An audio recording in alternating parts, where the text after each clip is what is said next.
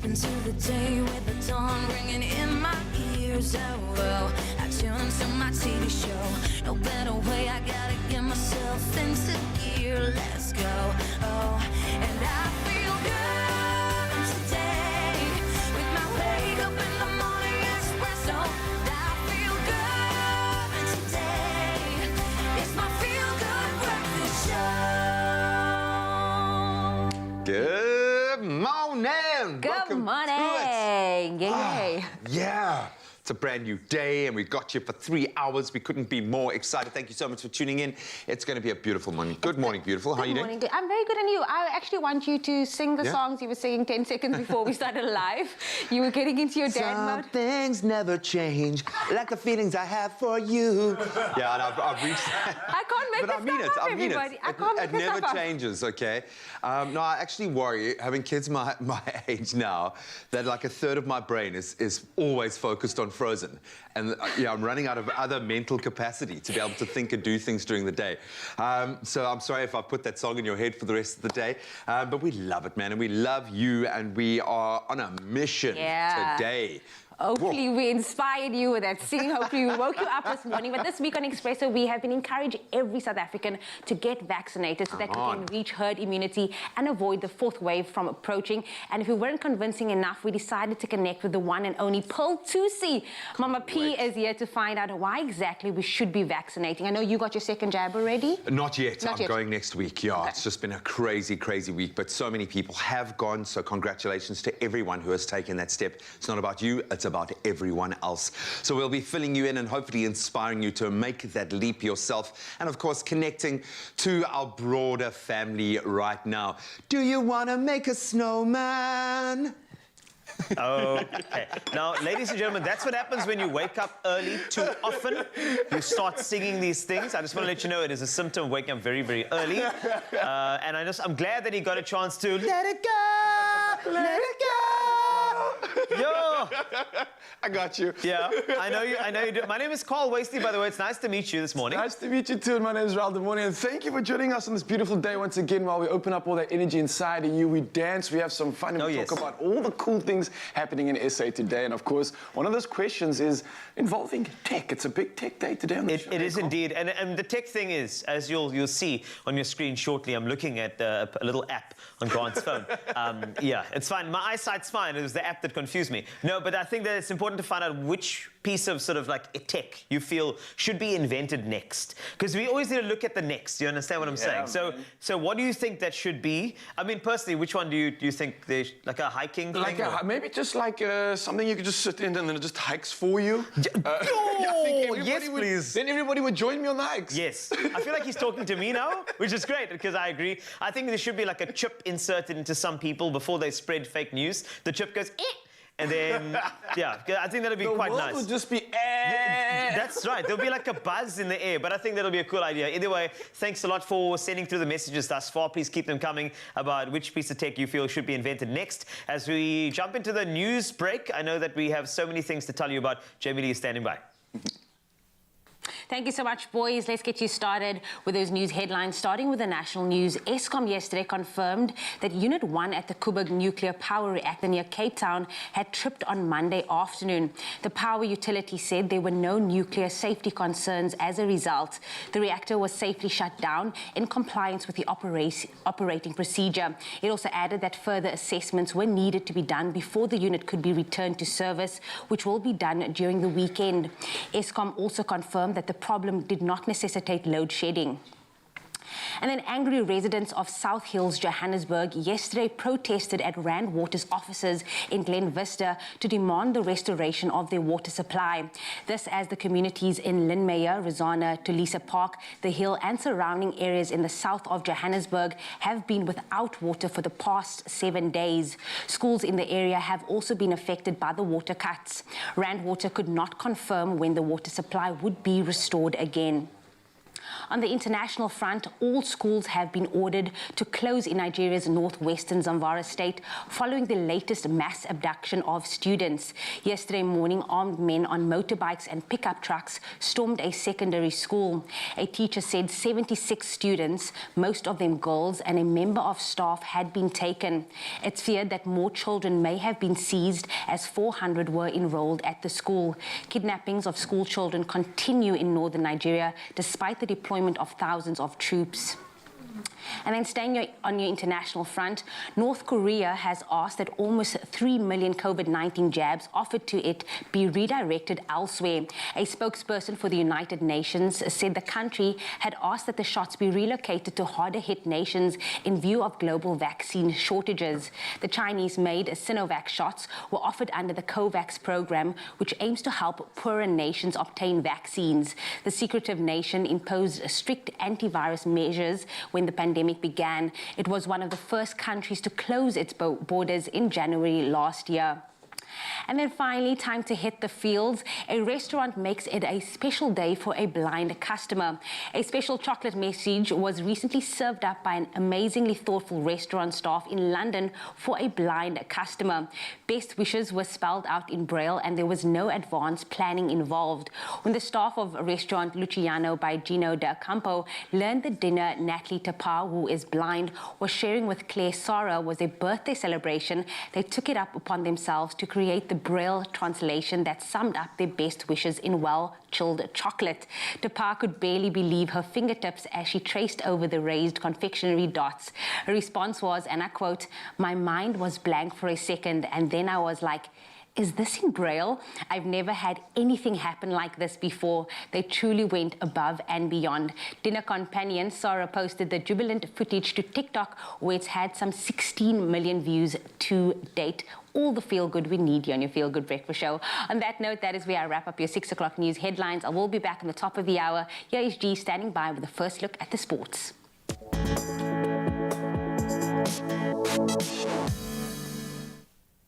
Thanks so much, Jamie. Only fitting that we start with the Paralympics. And South African Paralympic icon Ernst van Dijk finished 8th in the H5 cycling road race at the Fuji International Speedway at the Tokyo Paralympics yesterday. As defending champion, 8th place was not what he was hoping for.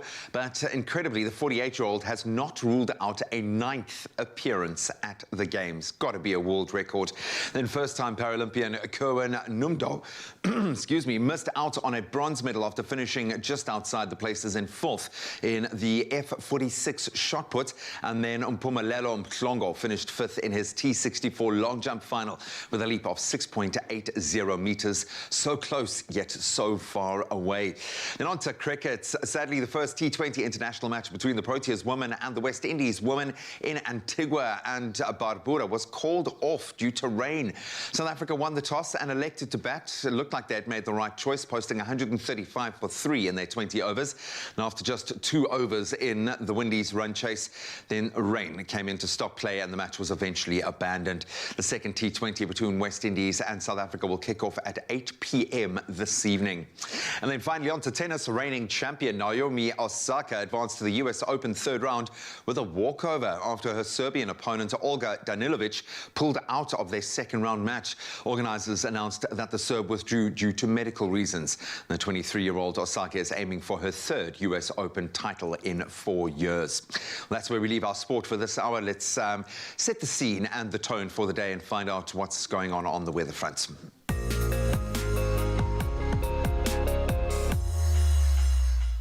What is going on indeed, Graham? Let's start you off with that news. The South African Cities Network says SA's major cities are ill-prepared to deal with the effect of harsh weather changes. The network says due to urbanization, most poor residents live in poorly located areas and need to be resettled in higher-lying areas. Project manager Litebogo Makele said sustainability and climate change are not taken seriously. A silo approach to planning and underfunding has exacerbated matters. Makele said an integrated approach to the problem of climate change was necessary unnecessary. Meanwhile, the SA Weather Service predicts that spring in SA will experience above normal rainfall as well as higher temperatures in most parts. This was also the time when heavy thunderstorm warnings were the most common severe weather alerts. The central and eastern parts of SA are expected to experience mainly heat-induced thunderstorms. Now, on that note, we can all make a difference together to reduce our carbon footprint, whether it be recycling or even just reducing our water and electricity usage by a small amount. Trust me, every single bit counts. And you've seen what the weather's looking like all across the world.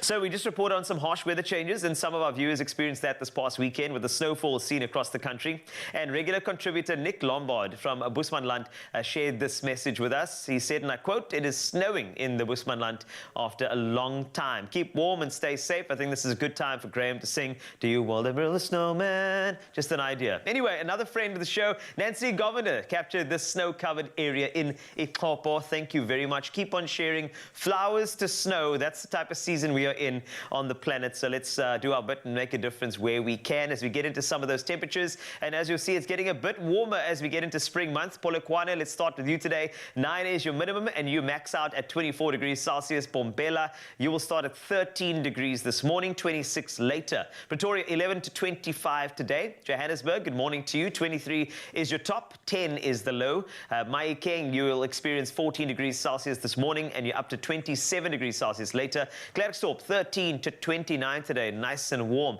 Kimberley, a warning of strong winds in your area, 12 to 29 are the temperatures.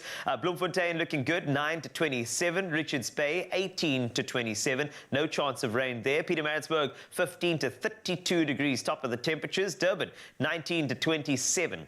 Umtata, you max out at 29 degrees Celsius, 10 this morning, and it looks like East London, 14 for you, up to just 22 later. Cradock, nice and warm, 30 from a low of 10. Gqeberha, 12 to 20. George, you'll experience 19 in the afternoon, 10 this morning. Cape Town, 12 to 18. Worcester, 22 is your maximum from a minimum of 5 degrees Celsius. Sutherland, quite cold this morning, minus 1 degree Celsius, 18 later. And then Uppington, 8 to 30 is on the thermometer for you today. That's a wrap-up of your temperatures across the country and, of course, your weather news too, as we get on to something very, very exciting, and that is our musical guest. Yeah, baby. Indeed. He's also, back. I was just going to say, if you are quite chilly, then don't worry, because Carlyfoot's coming through and it's going to warm up the body. So that's going to be a I've got to say, yesterday's spring day has got to be the coldest spring day on the books, man. And I was out in the cold the whole day, like, trying to get excited about spring day. But we're going to get you excited this morning.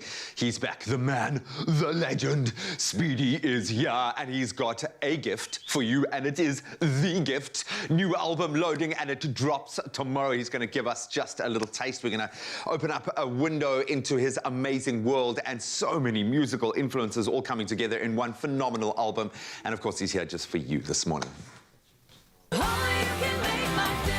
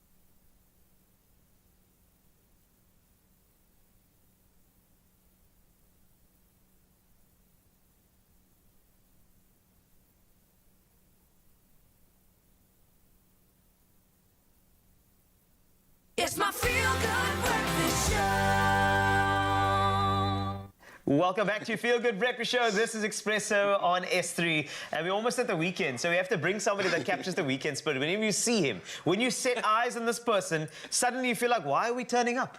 What is going on? He's got that look. You're like, why am I turning up? So just to give you a little background, it's been 14 years since legendary musician Speedy released a full album, and while he's been keeping busy in the music industry, as you may know, with his group Bongo Muffin, he also has been brewing up and offering some great music, which I think that is releasing tomorrow. Yeah, so you are going to get some scoops over here just to make sure that you are settled and ready to turn up. That's how it goes. Now listen up, it's called The Gift, and Speedy is joining us now to share more about the work he has put into this highly anticipated album. But before we get chatting, let's enjoy some of his single. It's called Kumbula with Nhlanhla. Check it out. Turning up.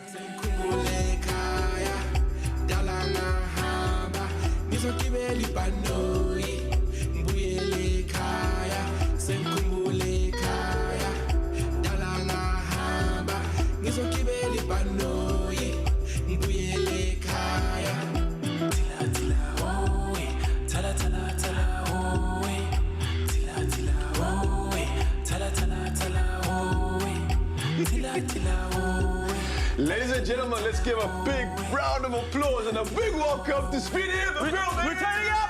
Yes! We're turning up! My word. Oh, there's like 20,000 people over there. Yeah, we actually, for you, man. we recorded them individually during No lockdown. pictures, please. No. They came for you, and I've got to be honest, they also came for that jacket, man. Oh, yeah. Oh, yeah, thank you. Man's always looking stylish in all these videos. appreciate I it, need to man. know, where's the plug for this? I want to get one. You know what? I got this guy he's a tailor from Malawi. Yeah. I just pick up the fabric and I just design the jacket, give him the fabric. He just goes, even the one on the jacket, see on the video rather. Yeah. Yeah, it's just custom stuff. Thank you so much. I Oh, appreciate it. man, all right. We're going to reach out to him for sure. But let's talk about all this good stuff. We are so excited. It's been like 14 years. I can only smile at you because I'm looking at your jacket, man. And it's just like, it makes me smile. And then I think about you and what you've contributed to the South African music industry. Yeah. And all I can say is thank you. Because you've journeyed and you've thought out the box all the way through. And when it comes to the influences, you've heard Afro House coming through. Amapiano has come through. I just feel like you're not scared of any sort of genre. Yeah, definitely. Because there shouldn't even be a term called genre anyway. Because you create your sound as you go along. How has that journey been, creating your sound, changing it up here and there, and still giving us the quality that we've experienced all the way through? You know, when we dropped with the group Bongo Muffin, it was mainly Afropop. Yeah. But as we kept going, our albums were mainly diverse. It was just Afropop, hip-hop, and reggae. Yeah. This album is the same. I have a piano track with Nice. Lady Do and Professor. Yeah. And I have Afropop with this one right here with Nhlanhla. It wasn't really difficult. Also, in the past, before even dropping this album, I do features. I've done a very big song with Professor Len. Yeah. It was a dance record. So, I mean, I belong to the music. I don't belong to a genre, so it's easy. And I can see Oh, you remember that one? I love that song, man. You say it's easy, and I can get that, man, because you literally embody what you do. But Yeah, on the yeah. flip side of that, you have a problem with the fact that you have so much creativity. So when it comes to releasing an album after so many features, now I think it was 14 years since the first album came. 2007 was the last one I dropped, I think. 2007. Yeah, I mean, in between, though, I kept doing stuff. Yeah. But 2007, I think, yeah, that was it. So my thinking is, in all that time, you've got all this creativity inside of you, and clearly if you look at the album, there's 22 tracks on there. 22. And this kind of clearly We shows, cut them down to 22, that's 35. well, they're 35. Yeah, Universal complained. They said it's too many. Come Shout on. out to Kenny, but he complained. You see, So what does this speak of, man? I mean, look, you're aiming for 35. Is that it truly encapsulating how much creativity you've had up until that point and just how you want to get it out? Or what's the reason with ending up with 22 in the end? you know, things are different now. You know, people don't go to the store to buy a CD anymore. Yeah. Everything is digital. I'm looking at artists like Chris Brown. He drops 44 tracks every album, and he can go touring for 2 years and still drop more music on top of it. Yeah. So my plan is to keep doing exactly that. I'm gonna drop this album, and I'm gonna drop an EP. I've got a song with Kid X on the thing. I've got a song with Black Laz and Mugs that I'm gonna drop as a single away from the album. And I've got a project that I'm working on with AB Crazy, a separate project. It's like a hip hop album. So, hey man, it's just music. You know, just keep dropping music, and it's just different now. People need to see content. You need to drop videos, drop music. Yeah. And we get more speedy action, man. Hey, look, man, I've been waiting to be motivated to drop this album. I was just really focused on Bongo Muffin for the past since 2017. Yeah. But because of the pandemic, we had to put everything on ice, and then I just zoned into the Speedy the Gift project. So I'm there now. I'm with the Speedy the Gift project. You are a gift, by the way. Oh. Yes, you are. You're a gift because, I mean, This guy. I got you back. I am your hype man officially. I think maybe it's because I have intentions of getting a jacket. But it's fine. But 35 tracks, lockdown period, it's so difficult to collaborate with everybody and also connect with them. And I mean, people are in different places and spaces and you have to, you know, do all the fine tuning and then the mastering. I was chatting to another SA artist just last night about the way music has changed and the way it's distributed and the way you said now people want to see music, they want to see the videos because there's no concerts that you can say, oh, well, I heard the Speedy track, you must get this.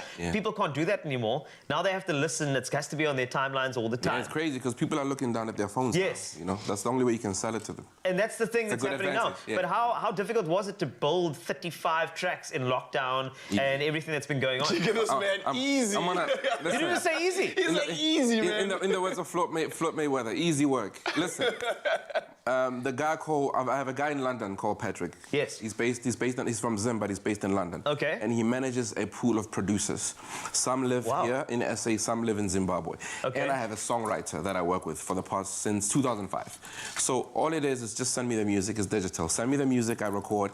We just send each other stuff. It's online. It's just in the space. It's easy. Even the mixing, the guy that actually does the mastering for this album lives here in Cape Town. Shout out to Troy. Yeah, he lives here in Cape Town. So it's easy, man. I do everything from the house. Just have your home set up, home studio, record, and then send each other music. It's easy. He's adapted. This is a proper adaptation. We can Zoom and just record and just, you know, I don't like the mix on 2 minutes, 40 seconds. Please change it. That's it. This is great. You see, I understand. This is house music. It's not about the genre. It's actually in your house. That's why they called it house. That was a good one. Oh, you got bars. Thank you. I'm trying. I'm loving it. But Speedy, look, it's been an absolute pleasure reconnecting with you again, seeing your energy, feeling it so bright and early in the morning. Well done for showing up at this time, man. Hey, look, man's here for business. You know how it is. What are we going to do? I love Cape Town anyway. Shout out to Cape Town. All right. I mean, shout out to the, I live at a very nice hotel. I won't tell you where, though, but it's a nice hotel. Everybody's going to, where's Speedy at? No, we got more Speedy coming through on the show. Don't go anywhere. It's going to be an absolute pleasure, an absolute treat. And stick around because the magic's going to continue. We'll see you in a bit. Yeah, you got to take it on board. We are in the presence of greatness this morning. He has been a part. He's been the start of so many amazing moments in South African music history. So pleasure to have him here this morning. But let's shift gears now and let's talk about this beautiful continent that we are so lucky to be sharing. And when we think of Kenya, the Great Rift Valley, the savannas of the Masai Mara definitely come to mind. But did you know that Kenyan coffee is some of the most sought-after coffee in the world? Believe it or not, Kenya produces more than 35,000 tons of coffee every single year. And coffee farming is the lifeblood of many Kenyans, and we can understand why. Yeah, and it's good coffee, man. And through their AAA sustainability program, Expresso helps Kenyan farmers to increase their yield while maintaining the high quality of coffee that the country is famous for. If you don't believe me, take a look.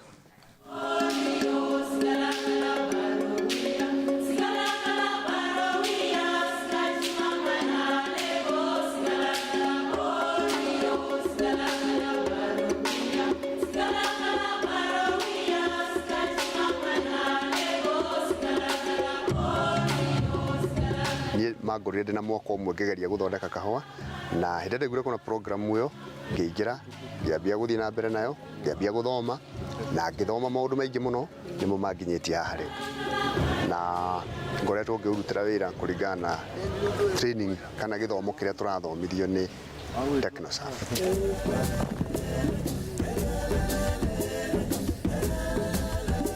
Mwaka-ini wa kindu 1980 no kuma twambiriria githomo giki tukarera miti kuma itatu uguo ina agaturirikania uhoro wa githomo mwarimu ndamubatara okorwo ni uhoro wigie kahua ko he handu ngubatara gututeithanie nake ni okaga na tugateithania nake.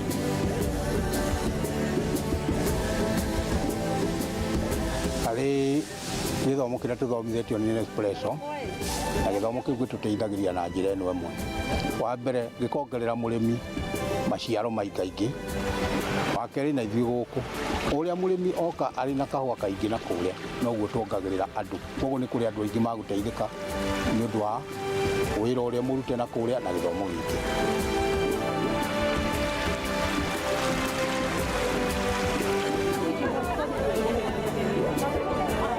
Reke njuge AAA program nĩ koretwo gĩtũteithia mũno kumenya uhoro wa urimi wa kahua na no nyende kuga andu angi ma adapt urimi wa uyu wa AAA program nigetha matuike ya guteithika gikiro cia kahua ona kimbeca tondu no guciruthi ciongererekete.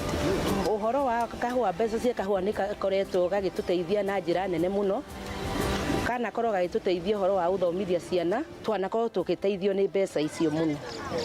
Oh Lord my God, when I owe some wonder, consider all the works thy hands have made.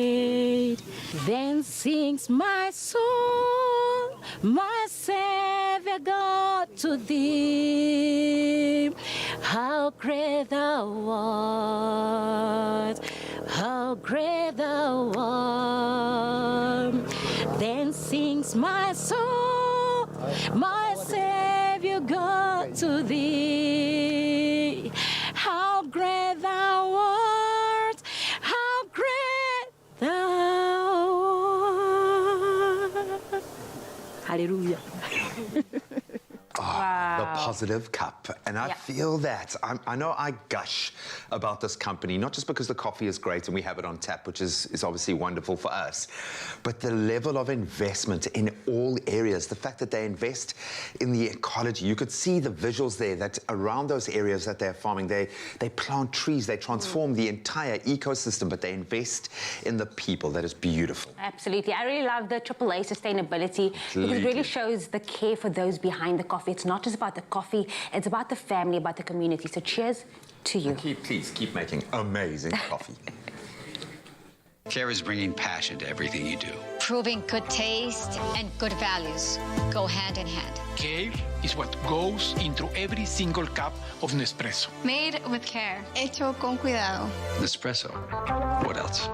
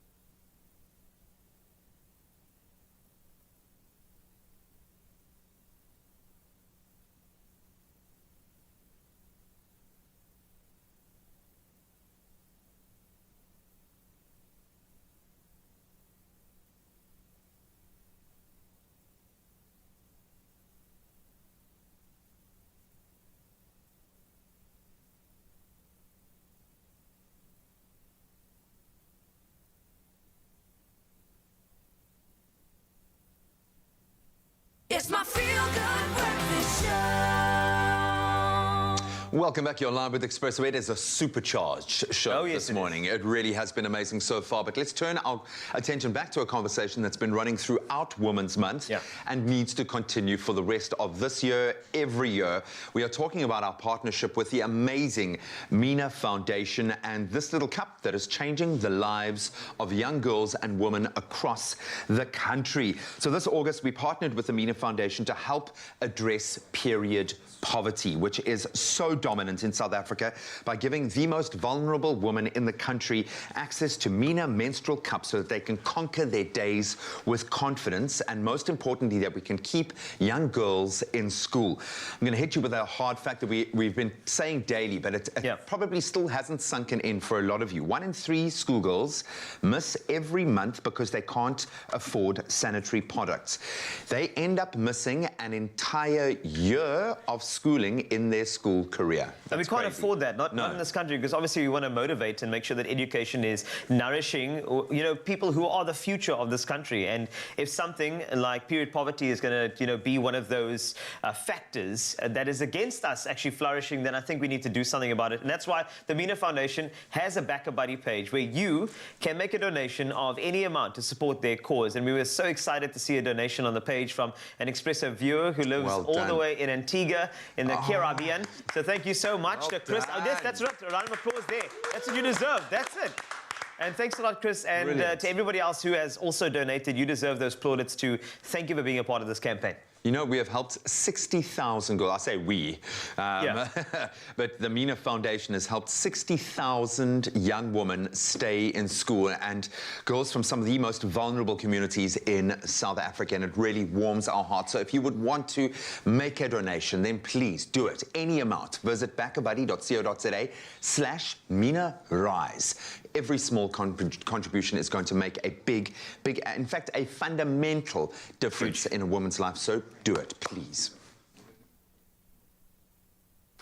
All right, now, of course, you know what time it is, especially when we're wearing this gear. We're about to work out and do something special. Now, whether you're an athlete just starting your fitness journey, want to get some inspiration, the next few lots of exercises are going to be perfect for you. Now, the thighs are some of the strongest muscles in the body, but they are often underworked. So by strengthening your legs, specifically your inner thighs, you can improve body awareness, correct dysfunctional posture, and decrease chronic aches and pains. Now, toned thighs will also make you look and feel good as we await the summer season. Now, this morning, group fitness instructor and trainer Carly Swartz has compiled some of her favorite exercises for our Thursday thigh workout. So make sure you get off of the couch and join us. Carly, it's always good to have you. Last time you took me through some work. I think it was easy. Today's going to be a little bit odd, but we'll see how it goes. Okay, let's see how it goes. So, Zanzi, that's your cue to get up off the couch. Let's get active. Let's have some fun. Let's join Carly for some of this thigh workout fun. All right, this is actually my second favorite group, muscle group. Okay.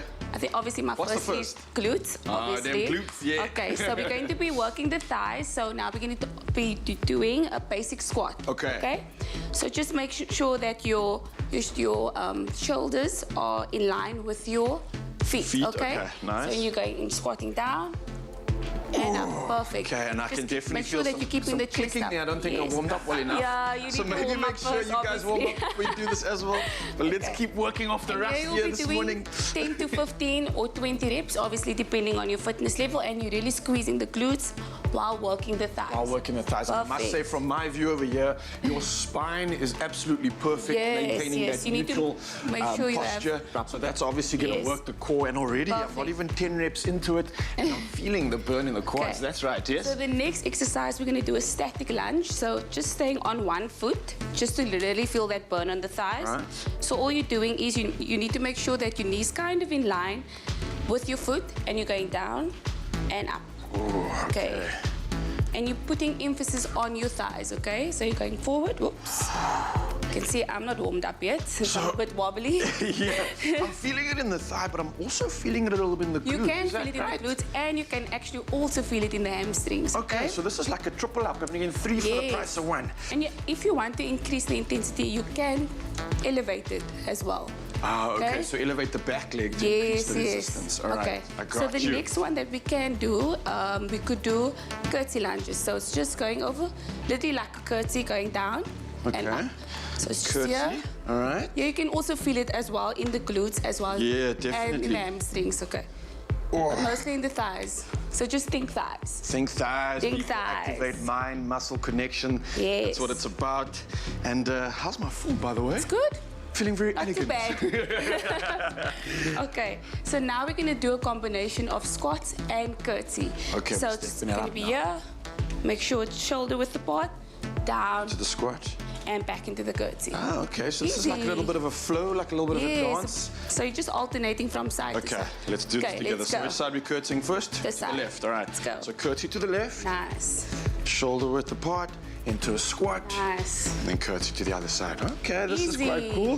This is quite fun as well. It requires a bit of concentration, which is always good. And means that we're going to force the focus. And like you said, the balance is also quite... So you just need to also keep the core nice and tight as well. Yes. So you're breaking a little bit of a sweat there. I am. You're working me out. Yeah, I think it's that mind-muscle connection, quality over quantity, especially. And especially when it comes to these exercises and working with legs, it's not just the legs that are getting worked out. Like you mentioned, No, it's it's the core. literally everything. I'm out of press, so there's a little bit of cardio involved. That's why you need to think thighs. All right, let's go through that one more time. That was a lot of fun. perfect. Let's get, for the sake of balance as well, I want to do both sides. So don't walk out your lopsided. And you, Mzansi, can join in with us. That was a perfect intro. The legs are already fired up. Let's get it one more time. Okay, right, so let's what are we go starting with again? Onto your left. Left-hand side, Okay, let's right. go. Woo. Nice. Squat. All right. And don't forget to breathe as well. Yes. Ooh, absolutely loving this So workout. the last one is going to be a little bit of a killer. It is jump squats. Also actually targeting all areas. Yeah. But it's a nice killer workout at the end of your session. Okay? So we're going to do jump squats. So you had to breathe. You always had to breathe. And I'm scared because jump squats are not easy. But again, I think it's the perfect way to burn calories. It's the perfect way. A cardio strength conditioning exercise all in one. Yes. Let's do it. Okay, so I'm sure you know what jump squats is. So you're just going up. Nice. Nice. The burn is coming. Carly, I'm feeling it. I'm not going to have any breath left. And then roughly, in all these exercises, how many reps or how long would you go for each of them? So basically it depends on your fitness level. You can either do 10, 15 or 20, but I'm sure you can do 20. All right, the challenge is out there, guys. 10, 15 or 20. I challenge you to get 20 done in the bag if you can. And of course, that was compliments of Carly Fit, a thigh workout that you're going to absolutely love. And you got it here on Expresso. First up, thank you so much. Thank you. Kickstarted my morning, and I hope she did for yours too. Whew. Feeling the heat. Nourish your skin with Ingram's Camphor Cream, enriched with camphor and glycerine. Trusted to restore and repair dry skin.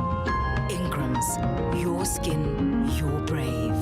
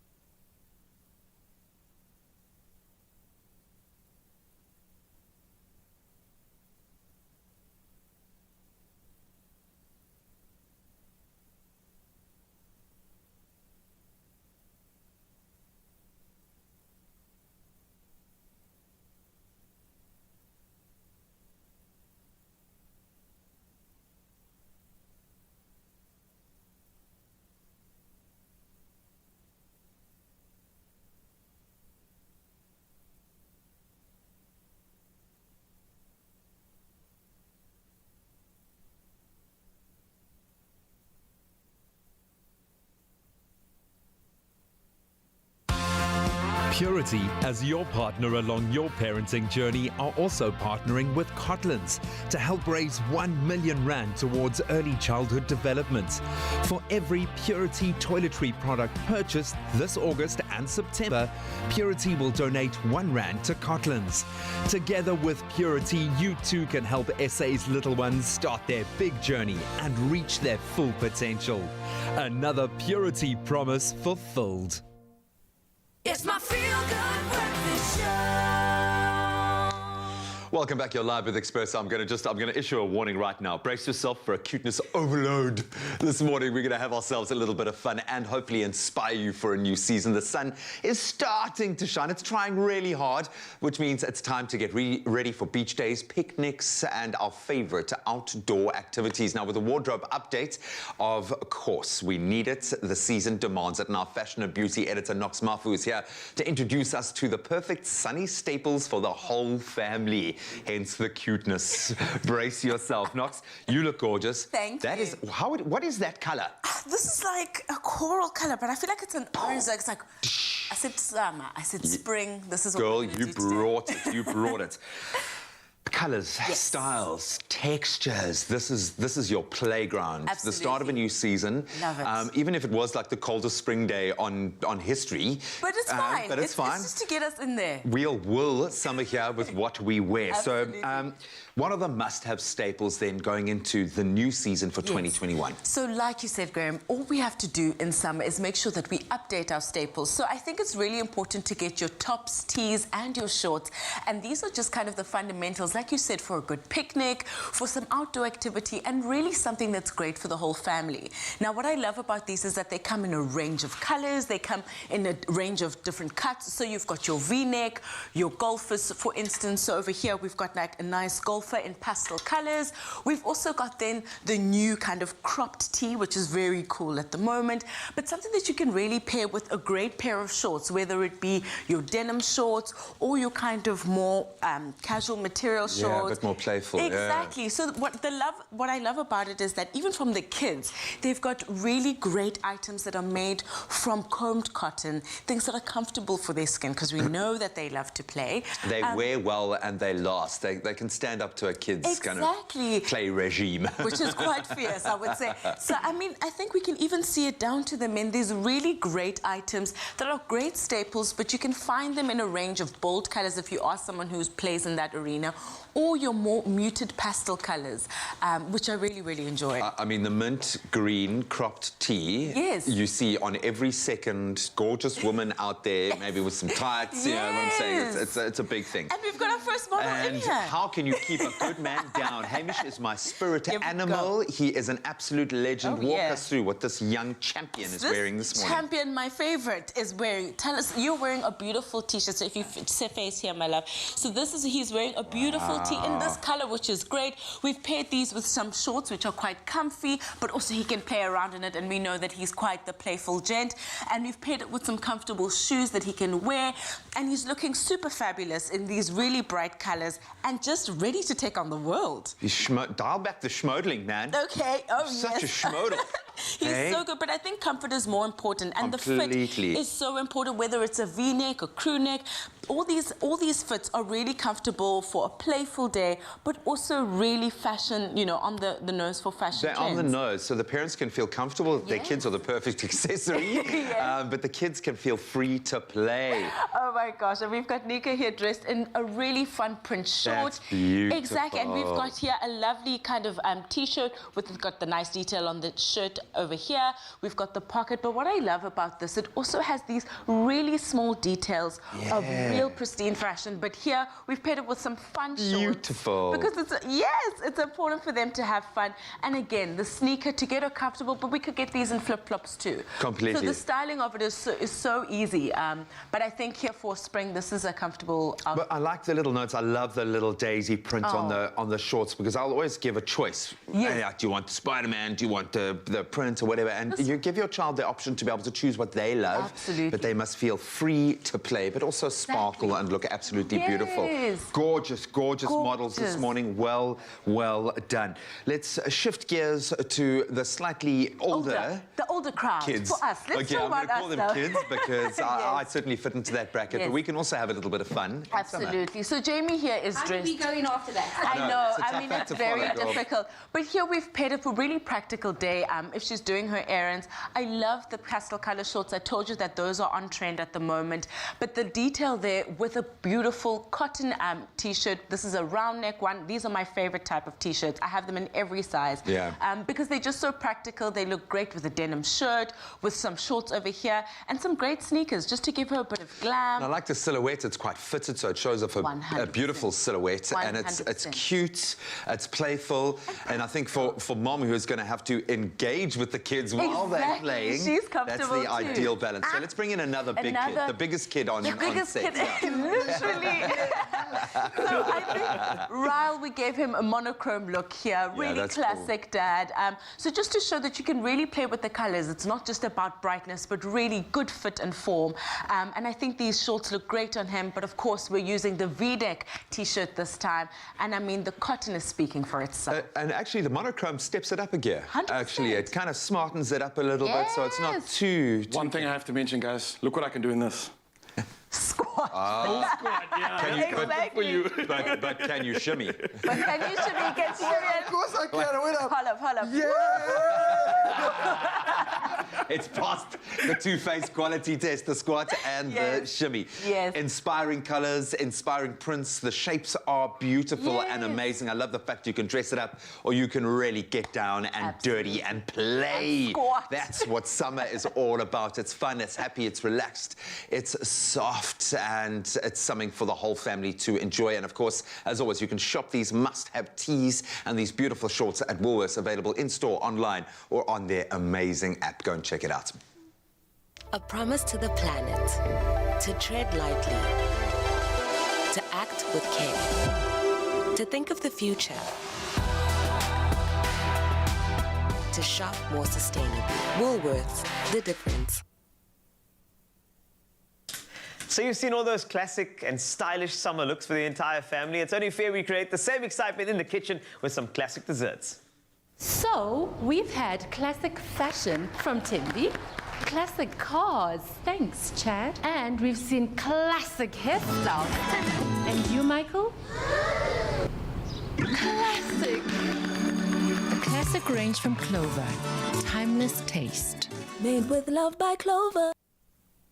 I love that little "Made with love by Clover." It works for me. Now, in a world full of trends, the favorites will always remain a classic, and creme brulee is one of them. But if the technicalities of this classic recipe may ward you off like it has me, then you need to take note, because as we're showing you a little cheap method for this beautiful, timeless taste of a creme brulee, in fact, we're going to put the bru in brulee.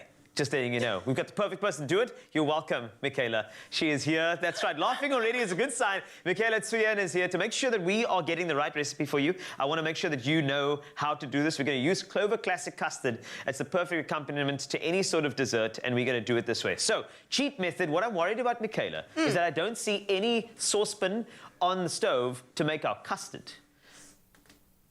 This is where you come in. The hack, the cheat. Let's go. Well, custard's already made for us. The Clover Classic Custard. Exactly. Oh, my word. Mind blown already. That's the recipe. Cheers. Goodbye. Bye. Oh, no. Okay, no, it's fine. Right, so, okay, but here's the thing. The custard, it's a bit loose, so you have to give it something to stiffen it up. And I want to know, what are you going to use to make sure that we get the perfect set creme brulee that we know? We Yes. are using some mascarpone cheese. Oh, my word. That is my favorite. Apparently, that's a horse's favorite cheese. Mascarpone, because they... I'm sorry. Just to forget that you heard me say that. It's very cheesy, but... oh, wait, that's cheese. It works. Right. So talk to me. So you got mascarpone, right? We'll put a mascarpone, cheese, great. And now you just... Sorry, man. Don't be done yet with me. Please, give me more time. So what have you put in here? This is... Vanilla essence. Vanilla essence, great. You can actually do this. Thank you. Are you so kind? Go for gold. So what do I do? Are we whisking or spooning? Because I'm a big fan of spooning. What do you prefer? Anyway, okay, I'll use this. This works. Carl, you're too much today. I don't even know what to do with Okay, this. so I'm just doing this. So that's all I'm doing. I'm just kind of incorporating the vanilla. Exactly. And what is this doing to the mascarpone? It's just incorporating the vanilla, but it's also loosening up the mascarpone, which we need a little bit more loose in this moment in time. So you want to do my hand blender Go fast. method? And while you're doing that, I pour in some of our Clover Classic custard. And are we gonna fold that in No, you might as well just keep going. I mean, they're all like pretty loose, textured ingredients. That's true. I'm intrigued because now I can see it stiffening up almost like we would have done it with a saucepan on the stove, which is great. And also we're using this Clover Classic custard, made for us already, I might add. Versatility, delicious recipes, all of them incorporated into this. And that's why it is a great sort of cheat dish. And so it basically matches the color of your shirt. That's correct. Oh, thank you so much. And your hair. Thank you. Yes, this is a great sort of a... That's why every morning on Expresso here in S3, we just say yellow. We don't say hello. We have a different greeting. That's only yellow. That's from like 2001. 2001. 2000 and early. 2000 and late. When I was still in school. When you were still in school, really? Yeah. When did you matriculate? 2010. 2010. That was the World Cup year. No, you're not old. That was the World Cup year. I matriculated in 2003. What? Yes. That's right. I know I look like I matriculated in 2010, you know, but this is, it's all makeup. And great creme brulee hacks. That's how I stay young. You actually apply this to your... No, I'm kidding. You don't. Right, so okay, it's all loosened up. That's perfect, Carl. So thank you. You would want to divide this into some ramekins. That's right. No need to grease them or anything, because this is more like a custard. Indeed, and I like it because the texture is quite great, and it's going to be easy to put into your ramekins as well. Yes. But I think the part that I'm really excited about is that it wouldn't be a brulee, because the French word is actually, you know, burn. So we have to burn something, and I want to burn something. So what we're going to use, sugar-wise, this is important, because some people will like want to dump brown sugar on there, or white sugar on there, whatever. We are going. So you need something that's going to caramelize and melt very quickly. So you use caster sugar. That is great. Thank you. I would actually say, like, this is quite a thin layer. You can go for gold, because the thicker it is, the harder the snap. Also, when you say go for gold, golden brown, because of the brulee. I see what you did there. You're so smart. She's just so smart.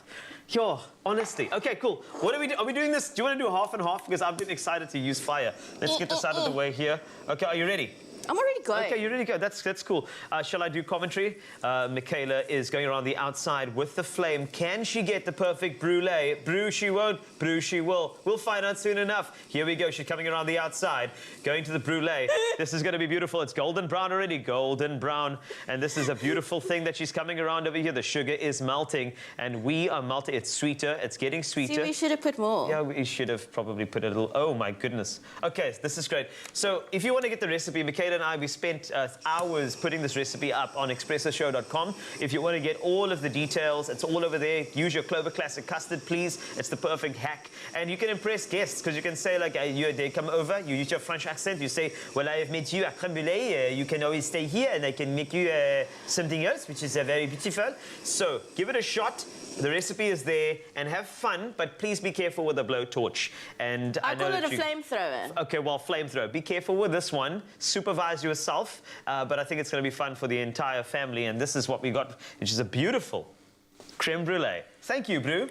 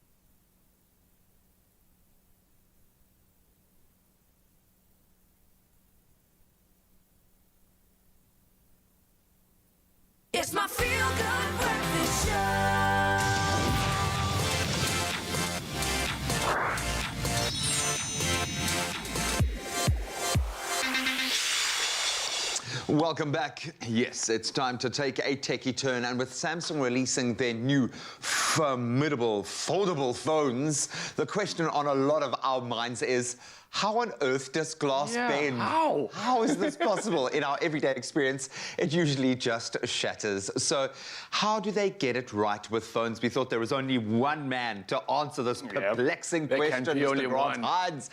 Good morning, buddy. First of all, dude. Congratulations! Oh, man. Oh, man. I think you won when it comes to proposing, definitely. Yeah, dude, and it looks like you did it in style, buddy. So for those of you who don't know, Grant Hines got engaged to his gorgeous fiancée, Amble, over this last weekend. So we couldn't be happier for you, my friend. Congrats, brother. How are you feeling? Oh, I'm stoked. I was so nervous. We were doing it on the Insider, so it'll be broadcast there.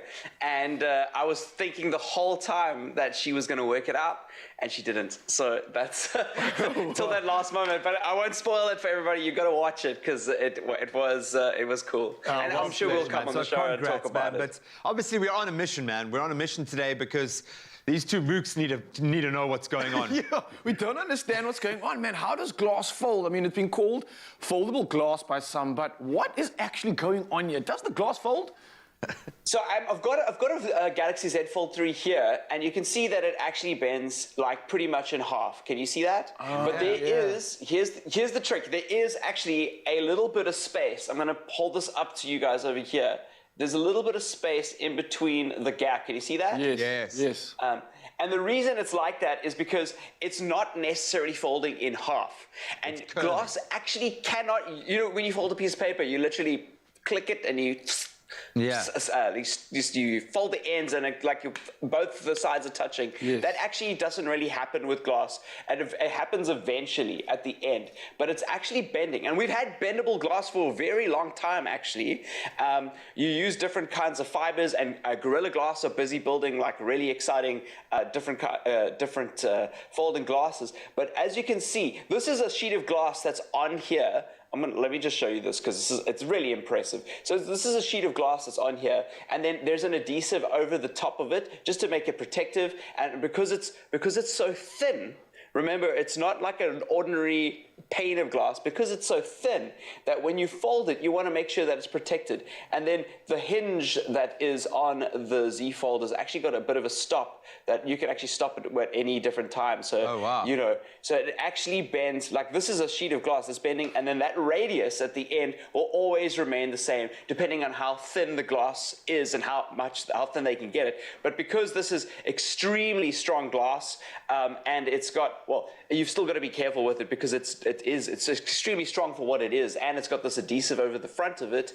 You want to make sure that you don't like dent it or bend it or you know, it's very easy to do that with these kinds of with this new technology. But this is the forefront of this technology, and it is really impressive that it's there. Like, you have glass at home on your windows, and you know, the thought of just bending that glass in half constantly, thousands and thousands of times, is numbing for a lot of people. Do you think that's not even possible? I break a glass every day in my house. I'm that guy. Yeah, by tapping it with my watch by mistake. So, but I think you hit the nail on the head there. You've still got to bear in mind that this is still glass and it's still a phone, so don't be running around smashing the thing thinking that it's indestructible. That's not the point here.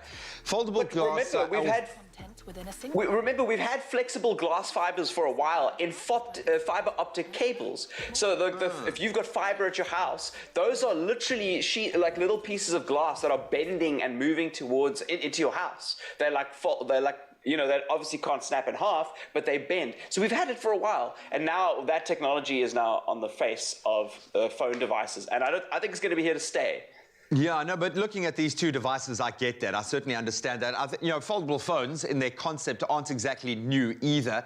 But what is Samsung doing with the concept? Well, look, we're going to talk about this a little bit more tomorrow in detail, but I think Samsung are the first company to really get this right. Being able to fold it in the center like this, is very practical. It's very useful. It's a way that we are used to opening up other pieces of analog technology. So we open up books in the same way. In fact, I took this away on our weekend away. Now, I did the proposal, and I used the Kindle app on it, and it was such a great format because I could open and close it. They've also included the S Pen, which is great because you could jot down notes, so you can use it again like analog technology. And then being able to hide. This is a very cool feature, and I don't know. Now that we're here, I'm going to be in studio tomorrow, but now that we're here and I can show you close up. There is a hole punch camera. You can't actually see it over here. That's hidden inside the glass. Wow. But if I bring up the camera, you'll see it. It actually. Well, where is it now? I'm on the wrong camera. There we go. If I actually just bring up there we go. It actually reveals the camera behind it. I'll do it in real time. Wow. So can you see? Yeah, that's like crazy. There it disappears. Right? So they're doing a lot of things to just make sure that the screen is as beneficial to you as possible. I know that's a strange word for a screen, but being able to write on it, change its size, make it as the real estate on it as big as you can, makes it one of the best screens that you can use for any form of like productivity. And that's what you want from a folded phone. You don't want a gimmick. You want something useful. Completely. And I know they've gone through many iterations to get to this point. They've put in so much research and development. They've given it to the likes of Grant Hines to test it out and make sure that they have the very best product on the market. And it seems like it's an industry leader. Grant, we can't wait to do the deep dive into these devices with you tomorrow, but you have a spectacular day, my friend. Just dust off that one knee for us, yeah? We are going to share some really, really good news with you guys. It's amazing news. In fact, you have the opportunity of winning a Galaxy Z Flip 3 5G tomorrow on this show. I can't believe it. You don't understand. That phone that you're looking on screen right there could be yours. Grant is going to join us for a Galaxy Z Foldables quiz, where we're going to be quizzing him on the brand new Galaxy Z Fold 3 and Galaxy Z Flip 3 5G. And based on how well he does, you could be a winner. But for all those details on how you can win, you better be here 6 a.m. sharp tomorrow morning and tune in as we delve into the amazing new foldable glass. It's possible. Can I do it with this? Let's try. No, don't. Thank you, boys. Well, the time now is just 7 o'clock. Time to have another look at those news headlines. Starting with your national news, the Department of International Relations and Cooperation, also DIRCO, says South Africa will not be accepting Afghan refugees. Now, this comes after a request was made to the country to consider receiving a number of Afghanistan refugees who have sought refuge in Pakistan. The request was that they be accommodated in South Africa en route to their final destinations. DIRCO said the country was in no position to accept them, as it was already home to a substantial number of refugees. And then Eskom yesterday confirmed that Unit 1 at the Koeberg nuclear power reactor near Cape Town had tripped on Monday afternoon. The power utility said there were no resulting nuclear safety concerns. The reactor was safely shut down in compliance with the operating procedure. It also added that further assessments were needed to be done before the unit could be returned to service, which will be during the weekend. Eskom also confirmed that the problem did not necessitate load shedding. On the international front, despite weekly protests, France's so-called COVID health pass has helped turn the country, once a vaccine laggard, into a leader. Moreover, it now has the support of most people ahead of presidential polls next year.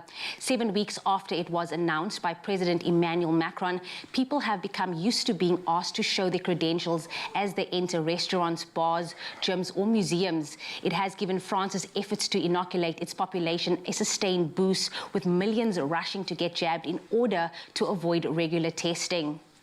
And then all schools have been ordered to close in Nigeria's northwestern Zamfara state following the latest mass abduction of students.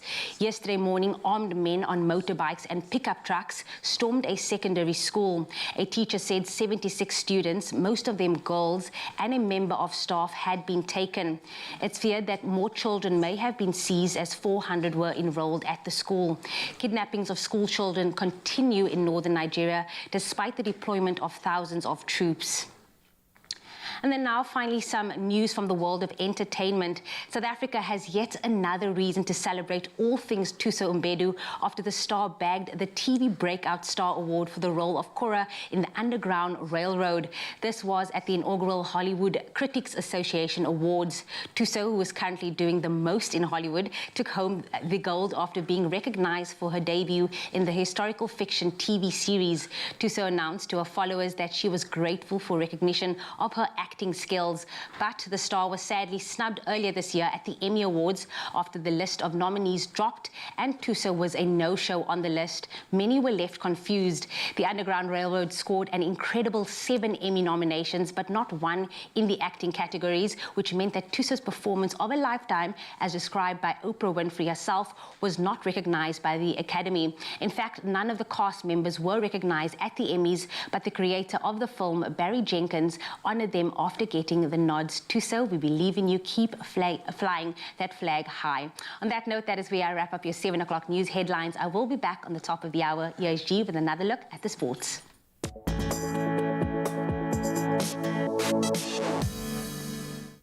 Thanks so much, Jamie. Let's continue flying that flag. Let's start with the Paralympics. South African Paralympic icon Ernst van Dijk finished 8th in the H5 cycling road race at the Fuji International Speedway at the Tokyo Paralympics yesterday.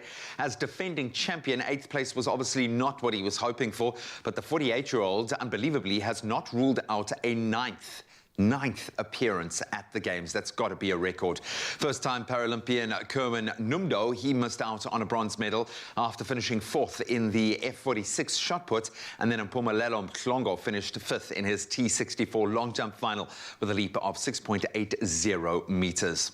Then on to cricket. The first T20 international match between the Proteas women and the West Indies women in Antigua and Barbuda was called off due to rain. Now, South Africa won the toss and elected to bat, and it looked like the right choice, posting 135 for 3 in their 20 overs. Then after just 2 overs in the Windies run chase, rain stopped play and the match was eventually abandoned. But we don't have to wait long for that second T20 between the West Indies and South Africa as it kicks off at 8 p.m. this evening. Then on to tennis. Reigning champion Naomi Osaka has advanced to the US Open 3rd round with a walkover. That was after her Serbian opponent Olga Danilovic, she pulled out of their 2nd round match. Organizers have since announced that the Serb withdrew due to medical reasons. The 23-year-old Osaka is aiming for her 3rd US Open title in just 4 years. That's where we leave our sport for this hour. Let's get another weather update with Carl.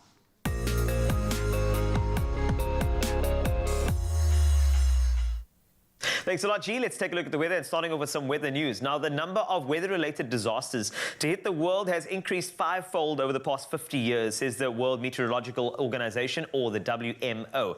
But there is a very positive side to the picture too, in that the number of lives claimed has fallen sharply. Scientists say that climate change and more extreme weather are behind the rise in these extreme events. As global temperatures have risen in recent decades, there has been a significant uptick in the number of disasters related to weather and water extremes.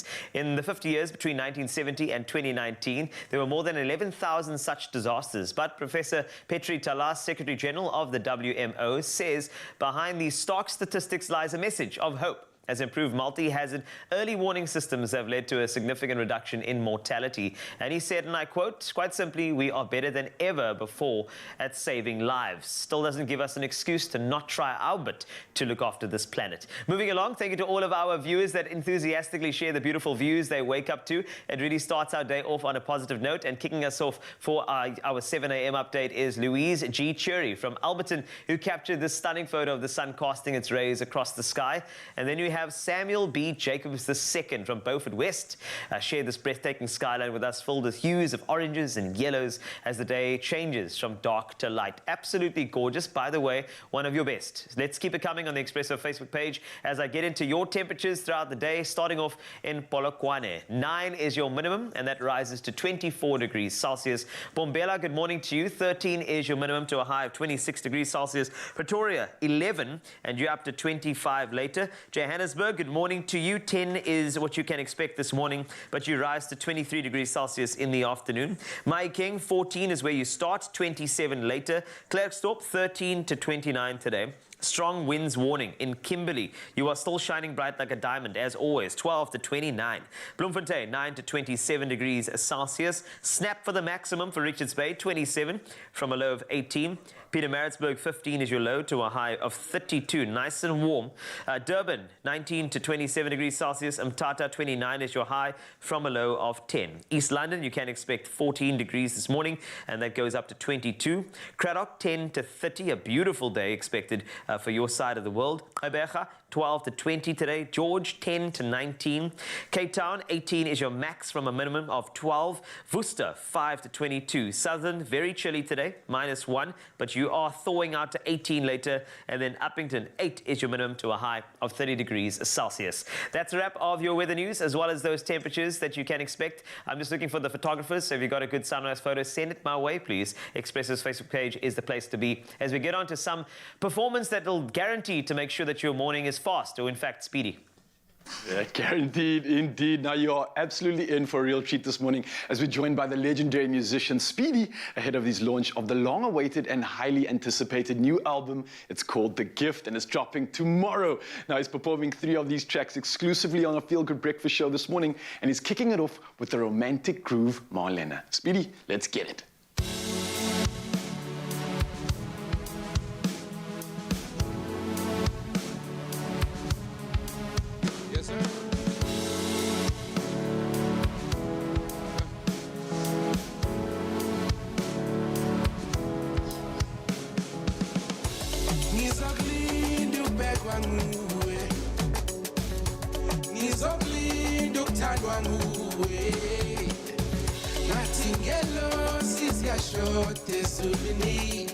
Nokushela kwami ngathukuzwela kude. Oh Malena, Malena, Malena. Malena, onginaka ngikhuluma nawe. Malena, ophenduka isambulela. Uzofulela ekhaya.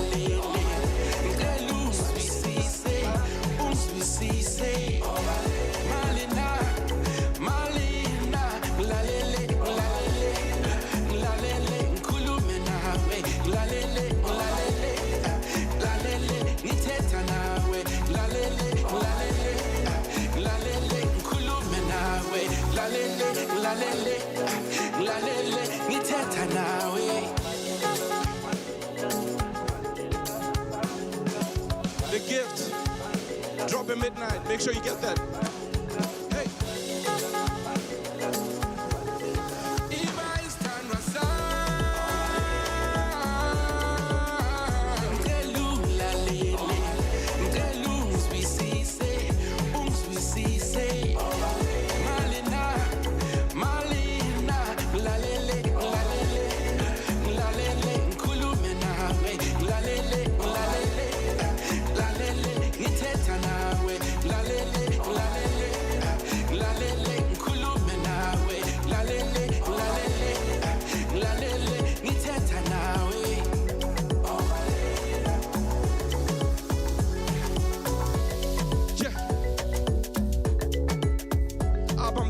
Dropping midnight tonight.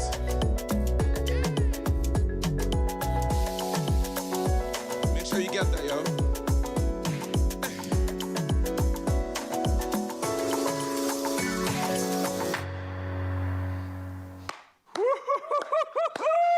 That's how you turn it up so early in the morning, Speedy. Absolutely slated, my man. You heard it first, of course, dropping midnight. And don't worry, we've got some more performances coming through on your Feel Good Breakfast show, so don't go anywhere. The magic's going to continue. We'll see what...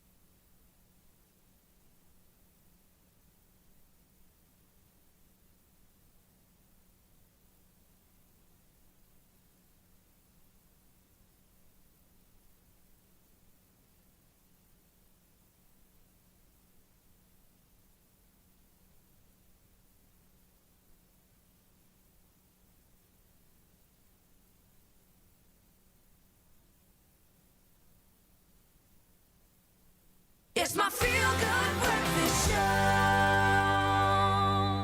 Welcome back to your Feel Good Breakfast Show. I'm so glad you didn't go off anywhere. You stayed with us, which is fantastic. We are live at S3, and one of the most important things about being an influencer is having an audience that loves what you have to say. Now, LLB graduate Tumi Ntlokwane, he has found his voice and shared his views on all things life, relationships, and hot music on his podcast, The 213 Show. Do you not feel like you have to say it like that?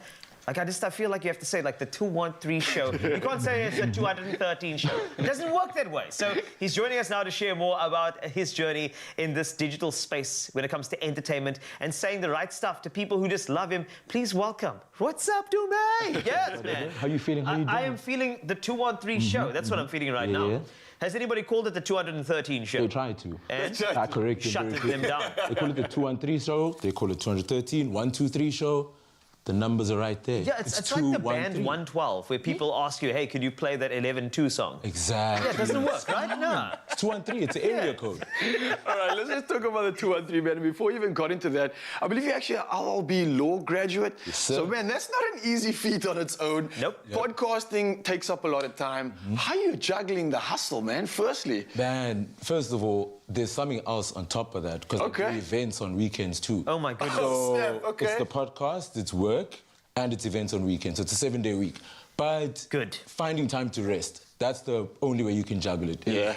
Understanding that you're going to work for 7 days a week, get used to it. Yes. But after that, find time to rest. Always find time to rest. I like that. Get used to it. Rest is an interesting concept. I remember I used to rest back in the... It was a while ago. But it's fine. It's just, I know how you feel, which is great. But when I look at this show, I'm a big believer. Put something, a little bit of you into everything you do. Is that exactly what's happening with the 213 show, with your legal pursuits? Do you have this platform with your show to mesh all of these things in your life into something? I think if you look at it this way, it's more of being able to express another side of me. Okay. So the LLB is very strict in what it is. Yes, it is. You can't exude your personality when you're talking to a prosecutor, when you're talking to a judge. It doesn't work. You can't be like, yo, I'm 213. You will get kicked out. You will get kicked out. So it's a way for me to just be myself and, get everything out, all the swear words, all the emotional stuff, all the, be able to just be me, and all my emotions. Whereas at work, I am an employee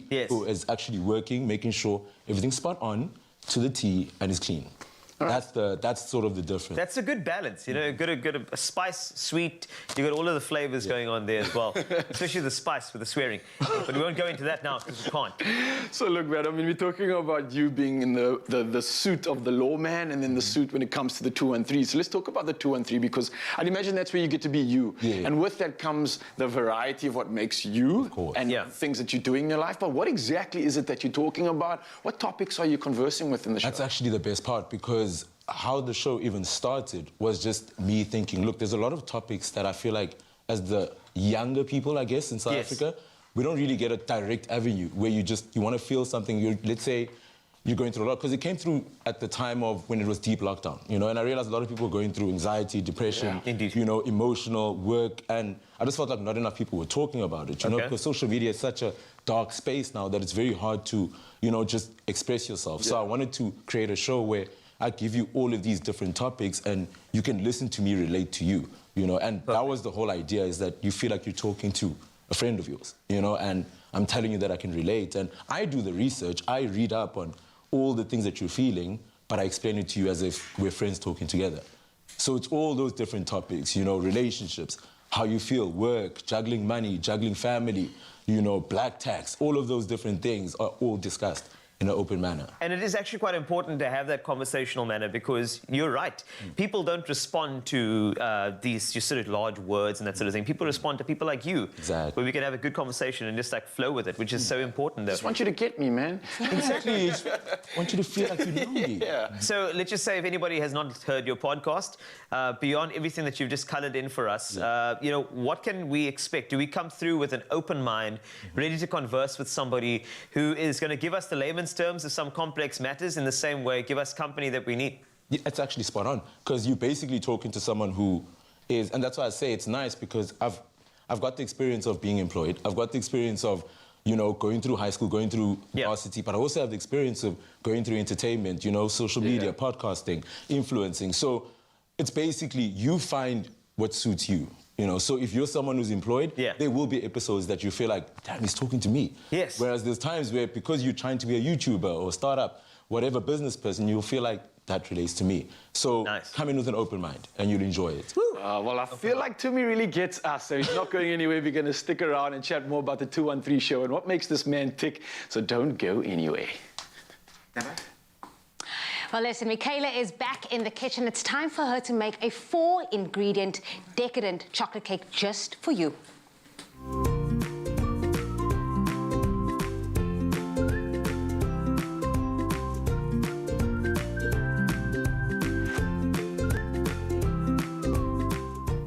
Made with love by Clover. I know you felt it. I know you thought when I said chocolate cake, it was next level, but baking a chocolate cake, it seems daunting, but what if we told you that you can bake the most decadent chocolate cake you've ever had with just 4 ingredients? Well, now you can, and now that we have your full attention, Michaela is showing us how it's possible with our Clover Bliss decadent chocolate cake recipe. We even have a dance for it. Cake, cake, cake, cake, cake, cake, cake, cake. 4 ingredients. Yes. 1, 2, 3, 4. Exactly. Really, it really is. Can we count those as 2? That's half, actually, because it's 2 eggs, so it's together. I can't believe it. The proof is in the pudding. It's in the cake. I want to taste how decadent Are you actually going to eat it today? I'm going to eat it. Whoa, whoa, whoa. It's the meaner time of the month, so I am craving all things chocolate right now. I'm going to taste it. Chocolate is your fave. Chocolate is my thing. Chocolate is your thing. Anything chocolate. Chocolate on eggs, chocolate with eggs, chocolate with anything. I'll just put it on bread. Yeah, chocolate. I can... Did you say chocolate on bread? Because I heard chocolate on eggs. On eggs, yeah, chocolate on eggs. It's just weird like that. I have the salty craving with sugar, and then I can put chocolate on anything. Okay. I knew that face was gonna come. I knew that face was eventually gonna come whenever I say something that you're just like, what? I thought I misheard. No, you didn't. You didn't misheard. You heard correct, girl. You heard correct. So, literally all you need is some of the Clover Bliss, the chocolate flavor. Delicious. Decadent. We I have can some eat that on my own. We have some premix cake batter.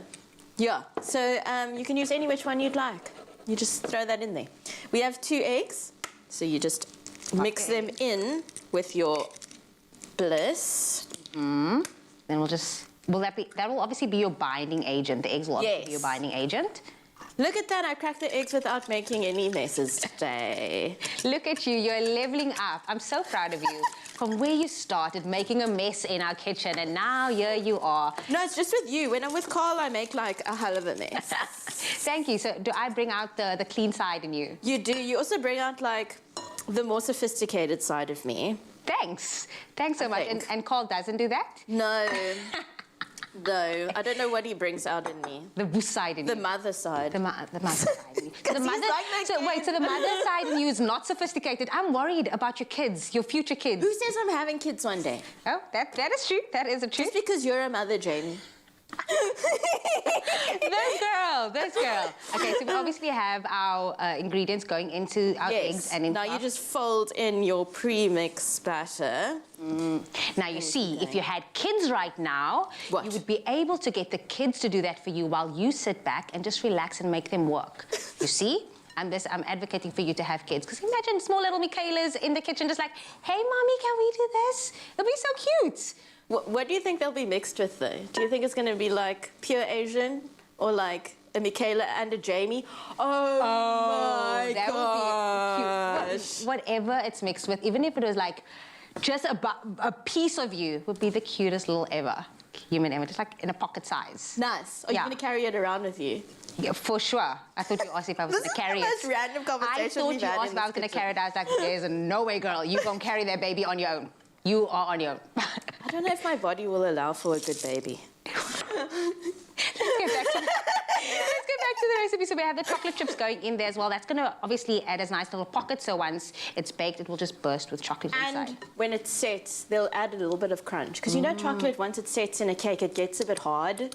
Yeah, that's the best part. Unless you eat it fresh, then it's going to be like... What you're going to do? A hot brownie. And chewy and gooey inside. And the best part about this recipe is it is quite like a dense cake. So you could actually layer this well. If you made like a decadent chocolate cake, like a 4-tier cake, you could best use this. Do you know what I would also do? I'd use the bliss after, and then once it's done baking, just like throw it all over. And just have layers and layers and layers of chocolate, because... This is like the darkest looking chocolate bake ever, but that looks flippin' great. Oh, she missed. She's not as sophisticated as she says after all, everybody. Joking. I'm joking, that's beautiful. There we go. And then you'll just put it into a greased little baking tin. Look at this one. It's a mini one. It's cute, eh? It's like just one for me. And then you bake it in the oven at 180 degrees Celsius. Look at it. It pops Are you gonna go eat that one? 4 ingredients. Believe it or not, 4 ingredients created this magic. Yes, of course, I'm gonna go taste this because I said I would. And this is warm. I even got a big knife. Look at this. Oh my God. Cut it right in half. Like this? Yes. No, I don't want to spoil it. Wait, let me do it. Okay. Down. Just go down. Here we go. Have you ever cut a cake? Yes. Okay. But not enough. Questionable. There we go. Are we ready? Yes. Jamie. There we go. I'm taking this piece of the baking was the hard part. The cutting is actually the hard part. But you know what's the best one? Are you going to pour more bliss over it? Yeah. Should I? Yeah. Yeah, I can definitely do that. Look at this. But wait. There's more, everybody. I'm getting into that. Are you ready? Oh my God. I haven't seen you eat something in a while, so this is exciting. Wow, like that's a thing. Here we go. Expressoshow.com. Before I get chocolate all over my mouth, expressoshow.com is where you can find your hands on this recipe. Oh. That's that on chocolate cake. This is the best thing I've ever had in a long time. 4 ingredients, I'm not even lying. If you missed out on any of those steps, here is a quick recap. This is breakfast. Thank you, Michaela.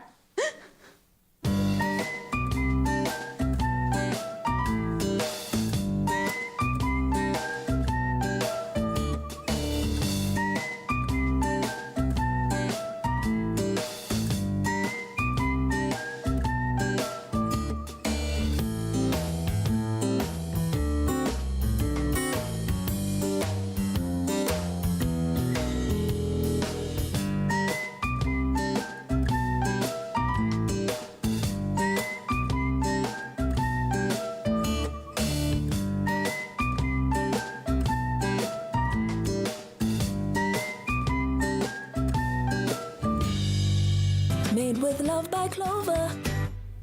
Oh, you can make my day.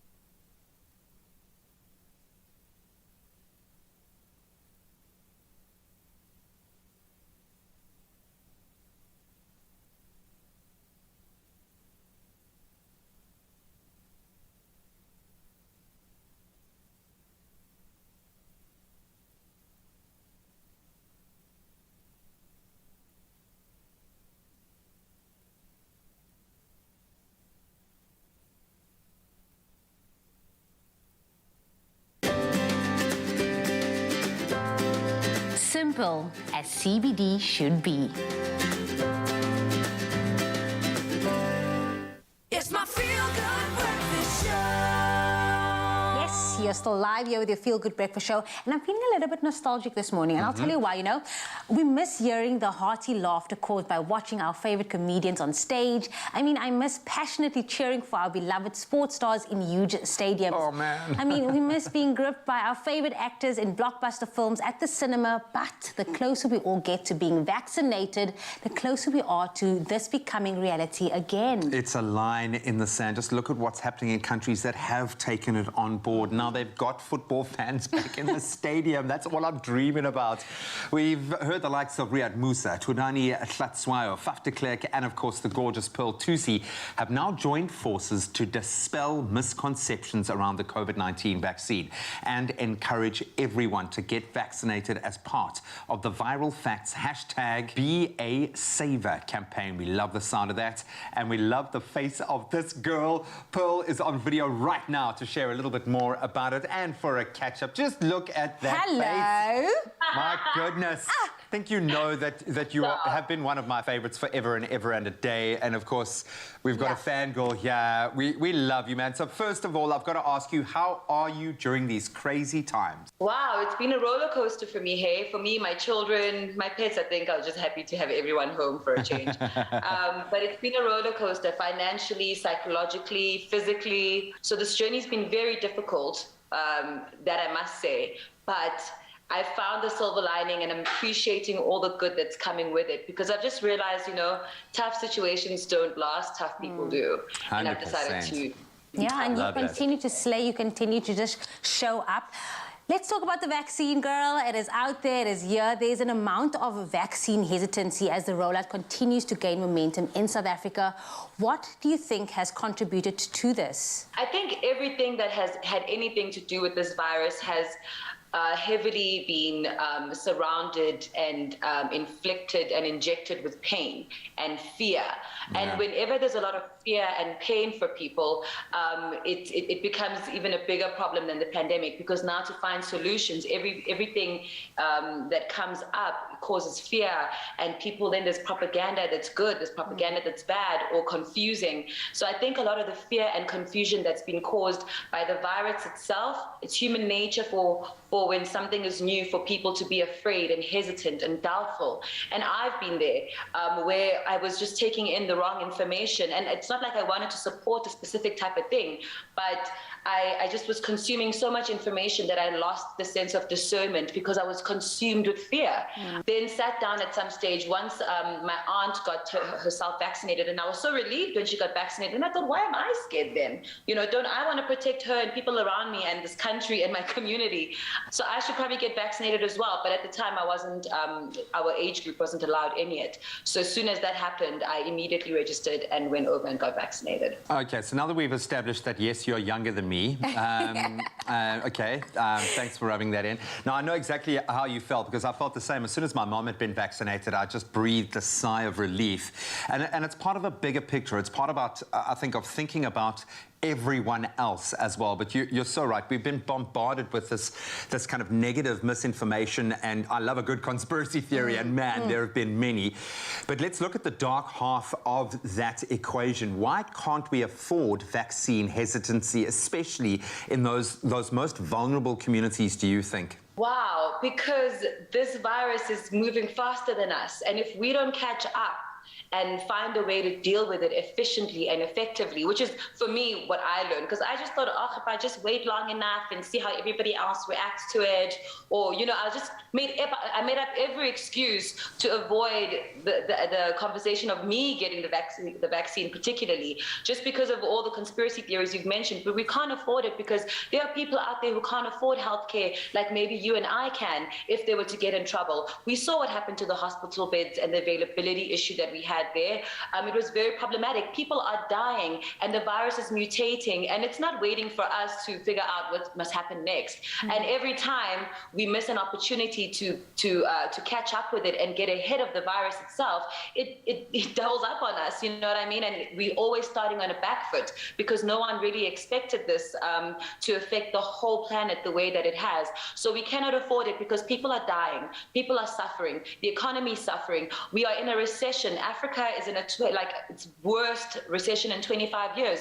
We cannot afford to be stuck in this situation. So we have to take action and find solutions and stop focusing on problems and the fears that we have and deal with that by consuming the right information and stop only finding information that agrees with the patterns you found are true to you in this situation. Completely. Preach. Why were you so keen to jump on board to be an advocate for spreading this message to get South Africa vaccinated? For me, accepting the invitation was just a thing of, you know, this influence that I have shouldn't be about just for the clients I have that benefit my world and my life in terms of having fancy things or a fancy lifestyle. Sometimes it's important to take a step back and take responsibility and spread messages that need to be spreaded for the people who are choosing to listen to you. And because those people will then go speak to other people who listen to them. And you can just be a conversation starter in this way. Sure. And challenge the status quo, you know what I mean? Because right now, like I said, people are scared. And for me,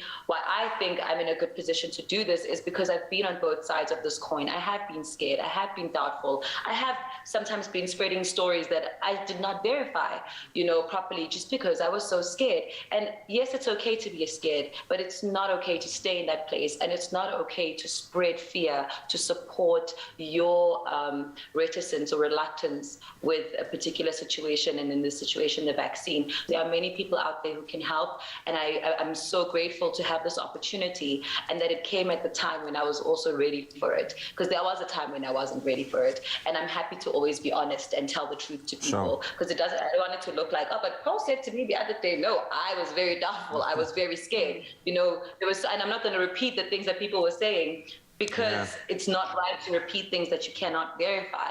But we can verify that vaccines work. We can verify that there's a 30-year-old technology that's created these vaccinations. And if people were dying from these vaccinations, over 200 million or so people have taken this vaccination. Why is everyone not dying? That's because you're scared. It's okay to be scared, but just get the right information and get yourself out of that slum. No, ladies and gentlemen, 2021 Miss South Africa, Paul Tusi. Look, you were awesome back then, and you're awesome now, and it's so true. You've got to be authentic when dealing with something like this, and not just grasp hold of the facts that support your argument, as you say, but look at what's actually underlying. And people will take other vaccines and other medications that haven't had nearly as long a track record as this vaccine, yet we are still filled with fear. So we're going to do as much as we can to dispel that. So the first stop-off point, I think, get online, follow @ViralFacts on social media to get the health info and news updates that you need to stay informed. Get the truth. Stay tuned as we've got more with the fabulous Paul Tusi headed your way.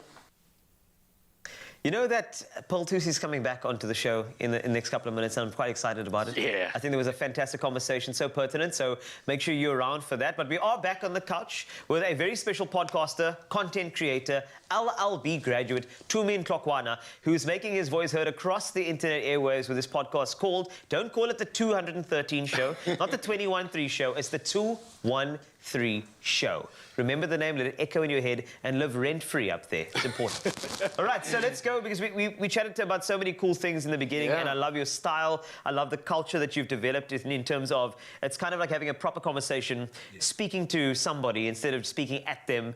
And this is essentially all the pillars of someone getting to know you and listen to you. But Raul got so excited when he realized that you were at the helm of a trend. Yeah, man, I had no idea. I'm still laughing as I think about it. But you were like conjuring up and involved in the Twitter, like it went viral, honestly. And you were basically reimagining, if I'm getting this correctly, what the cast members of The Office would react to before getting their vaccine, the COVID-19 shot. Man, Twitter absolutely loved this. It went viral, went off. I saw some responses as well from some incredible people. Where did this even come from? What was the idea, man? I promise you, I didn't see it coming. Like, I did not see it coming. I had been binge watching for a week. because I hadn't watched it in like 3 months, which is a long time for me. So I was like, no, let me actually binge watch. And every time I'd leave my house, I'd be like, man, this would be crazy if this was, oh, I'd love to watch this. And I just said it. Because if you follow me on Twitter, you know I tweet a lot. So it was just one of those, like just tweeting my thoughts. I took a nap, I woke up, my phone was a mess. I was like, okay, maybe it's gonna, you know, settle down. I went out, went to one of my events, fell asleep, woke up the next day, I was on Complex, I was on international Instagram pages, I was everywhere. Just off one tweet. And everyone, the nice thing is everyone really had funny scenarios that they painted. You know, the Dwight stuff was my favorite, by the way. All the Dwight stuff. My word, it was so good. In fact, you see, that was the original tweet over there. There's the Dwight stuff coming. This is my jam. I love these. This one had to show. Because, it is so great that this took off, because The Office is one of my favorites too. It's one of those shows you just go back to and go back to and go back to, because all the characters are so unique. And you can imagine if like Jim had to take a vaccine or something, because Jim, I feel like he's cracked the code of that mockumentary style. He's actually mastered it. Yeah, he's there. He's looking at the camera at the right moments. And that's the thing. He looks at the camera at such a perfect moment that you can hear what he's thinking. Yes. Which is so tough for a lot of people. But you almost say it out loud, don't you? You're like, I get it. I know. But you know, so I suppose in a way you say that you just did that with your thoughts, right? Yeah. But it was no fluke, I don't think, the fact that you went viral. I think that's actually the key, the authenticity, the fact that you are willing to share, that creates some sort of growth. Now, that's in the Twitter space. You have a podcast, too. So how do you grow both spaces at the same time? Do people associate this trend and then say, I should listen to the 213 show? Funny enough, it's like the tricks of the trade. It's finding a way to involve everything. So it's the podcast, going into my tweets, going into my events, because a lot of people know me from Twitter, you know, and from there, it's trying to get those people to actually meet me in person to realize that I'm just as fun, you know, like I'm the same fun person. You actually are. And then doing that, thank you. And then doing that, also telling you, look, I also have a podcast. Like, if you enjoy listening to watching my, reading my tweets, and you enjoy my company, you will enjoy my podcast. So it's like creating a little hub of people enjoying you being yourself all the time. So that's kind of how you link it. Don't be too outside of the 9 to 5, because that's what you actually have to be. The rest, try your best to be yourself, because there's a reason why people like you. They like you for who you are. So don't become a superstar when you're in person, yet on your podcast you talk about being humble. You know, because there's a disconnect. So if you're someone who's not humble, then don't be humble at all, ever. You know, don't try the card, because it's not gonna... So basically, just make it a hub of being who you are, and you'll be fine. Indeed. And that's great advice, and it really it counts for us as well. You have to get the same thing whenever you see these people. You know, Ryle always has to be found in a mountain. That's why they call him Nature Boy. You always have to find him there. Man. It's one of the things. But I gotta say, I love the fact that you're coming on here and speaking authenticity. I think it's something that everybody needs right now. It's not about replicating and trying to be the next to me. It's about how to become yourself and elevate to that success. And I think you've really just isolated exactly what it takes to become the real authentic you. And I love what you're doing, man. Keep it coming. Keep all those flow state thoughts coming out. I'm sure we're going to see you on another viral tweet, a podcast, or anything else like that, man. Absolutely loving it. So thank you so much. Obviously, it's so exciting to chat to me. And of course, you can catch him on the 213 show. That's the podcast. It's not 2013. It's not 213. It's the 213 with Toomey.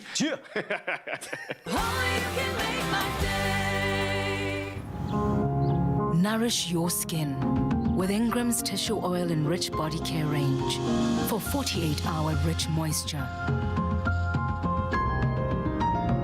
Ingram's, your skin, your brave.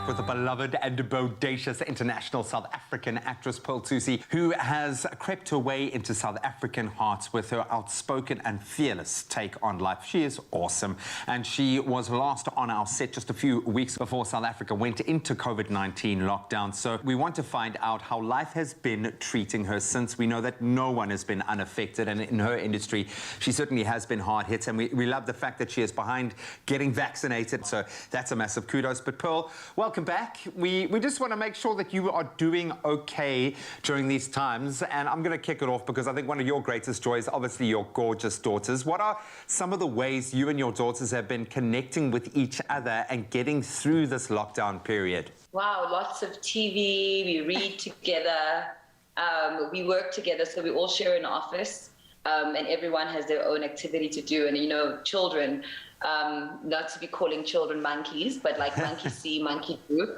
you know, you have to not preach to children, you have to show them. And I've learned a lot about myself through my children. Like, I've always believed that kids are a mirror of who you are, you know? And if you want your kids to change their behavior, especially with my younger one, because we met when she was 3 years old, there's a lot of challenges that I face with her, and it's very difficult to get through those type of things sometimes, especially when you're together the entire day. But it gives you more of an opportunity to connect and make those changes. It's been really tough, but we found things to do together. Music, we dance together, me and Tando work out together, we walk the dogs together. So that's been really fun, like just connecting. It's beautiful to see just that connection between the two of you. But let's talk about your other babies. You have a few beloved pooches that you enjoy spending time with as well. What is the value of being able to spend more time with them and also having them in your life been? Were they worth the new house? 100%, 100%, totally worth it. We've got 2 more now because the garden's pretty big, and I think my older dogs needed help. I'm going to give you a whole lot of information that makes no sense just because I could never stop talking about my dogs. But I'm very happy. Don't worry. I've had so much fun with them. I sleep with them. Sometimes they walk into the shower with me. It's going to be weird, but it's great. They are our children, and I've done the same thing. I also got like a rescue cat on top of the dogs, and it's so beautiful for my kids as well. So I get you completely. I understand that. And scientifically, they help with stress levels. Yeah. It's been scientifically proven that you can combat depression and things like that. So maybe this is why I'm still here, because of my kids and my animals and my pets, which is awesome. Therapy dogs, man. Let's call them what they are. They're therapy dogs, and we've all needed a little bit of therapy. Now, this is something I'm dying to ask you about, because I would imagine, being the firecracker that you are, you've recalibrated, you've looked at a new set of opportunities, despite, and obviously you had a host of amazing opportunities laid out before lockdown hit, and I'm assuming none of those have gone away, even if things have been paused.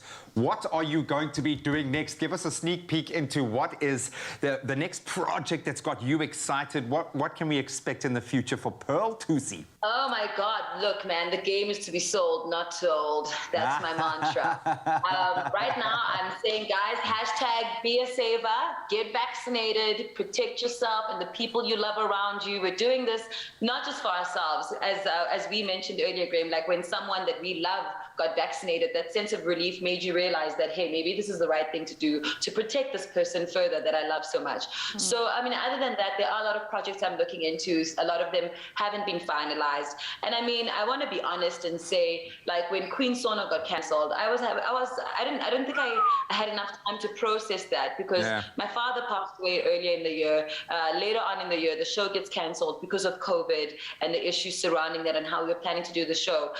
So people should go out blood and water right now, because things are still happening. But I was pretty hurt by that, and I think for all the hurt people have experienced during this time, like, take time to process that, take time to be kind to yourself, take time to meditate on how that's affected you, what it means, because what's meant to be will be. Yeah, there is a lot coming. It's just always hard to say. I'd like my moves to speak for themselves. Yeah, no, as long as we get the exclusive once it happens. Yeah, but for sure. I feel your heartache, because Queen Sona for us was one of those things. I remember when you came on the show that day when we kind of got to revel in it. Best day ever. You were just so kick-ass, and it was just so cool.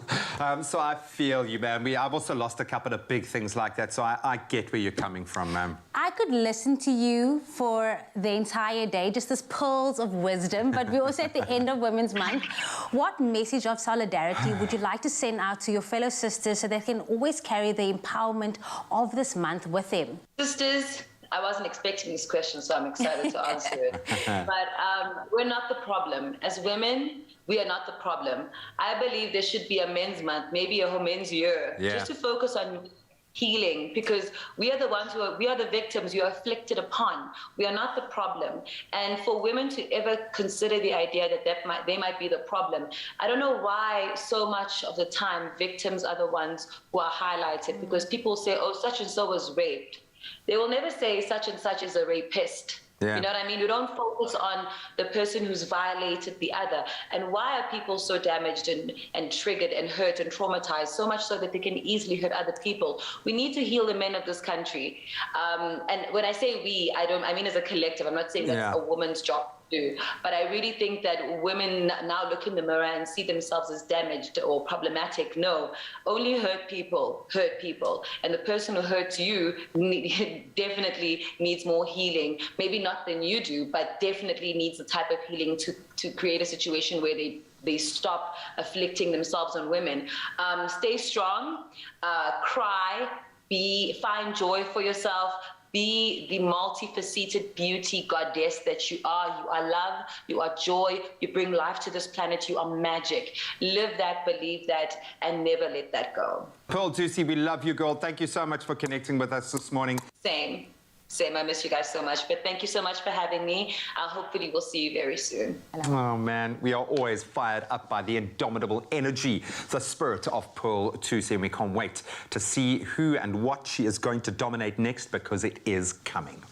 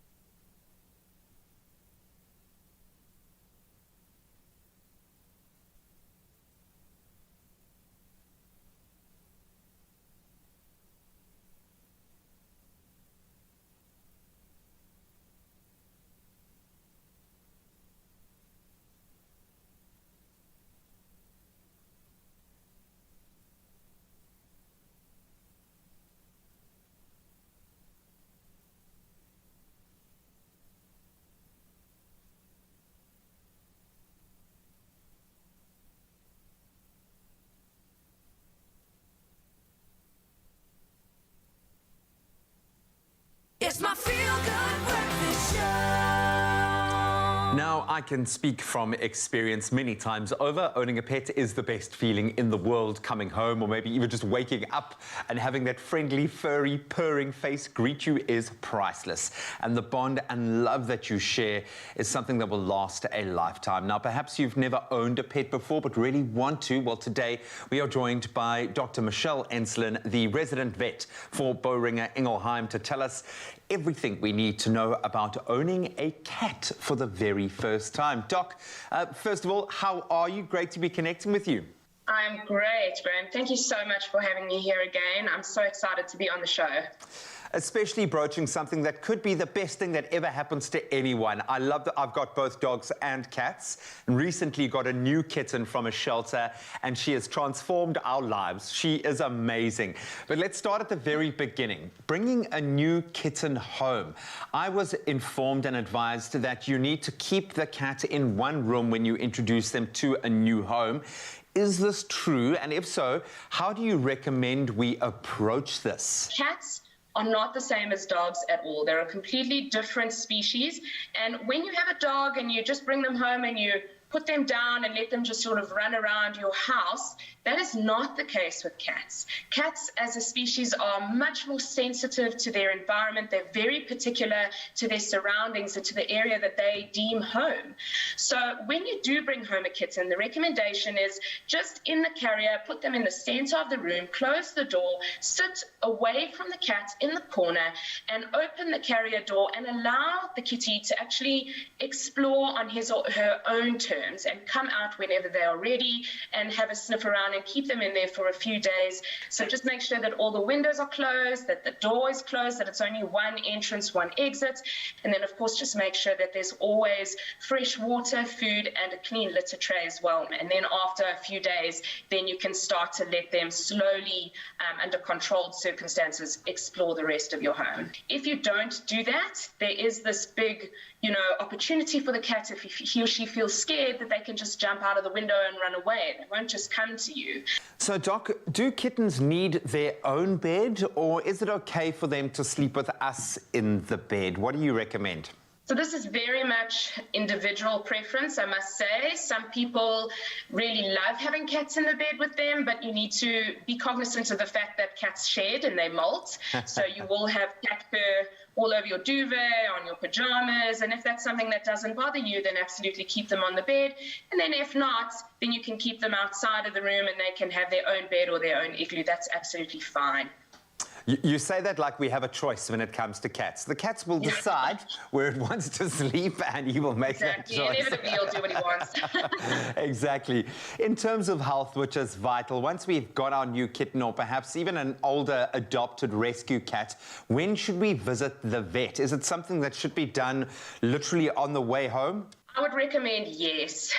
On the way home, even if you have a little kitten and there's nothing wrong with that kitten, it's quite a nice experience for them to get to know what a veterinary clinical environment is like, so that we can help them adapt better for the future vet visits, as their life with you continues.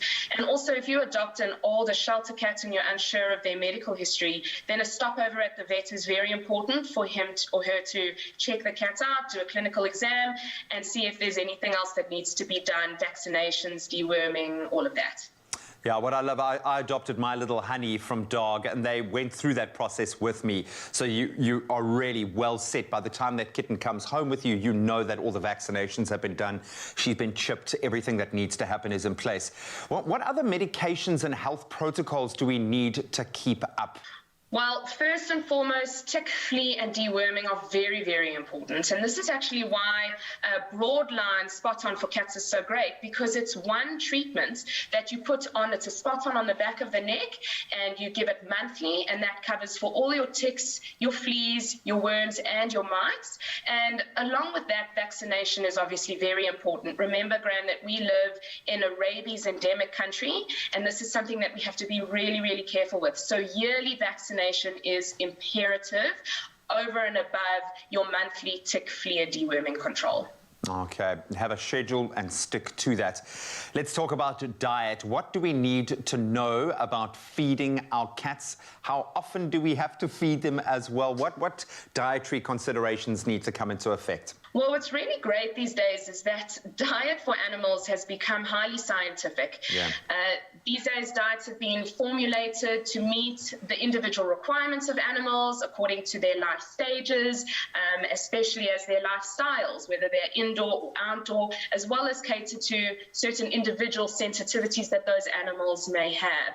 So my recommendation is that you get your advice from the vet or from a well-informed front staff member at a pet specialized trade outlet. And then in terms of feeding, if you have a young kitten, we usually recommend 3 times a day up until the age of around 5 or 6 months old, and then you can reduce that to twice a day. But cats can also be ad-lib fed, which is also cool. So you can feed them, leave the food out, and they can eat when they're ready. Yeah, by their own choice, and especially with a younger kitten. Mine's 7 months old now, and the amount of calories she burns per second with her charging around is mind-boggling.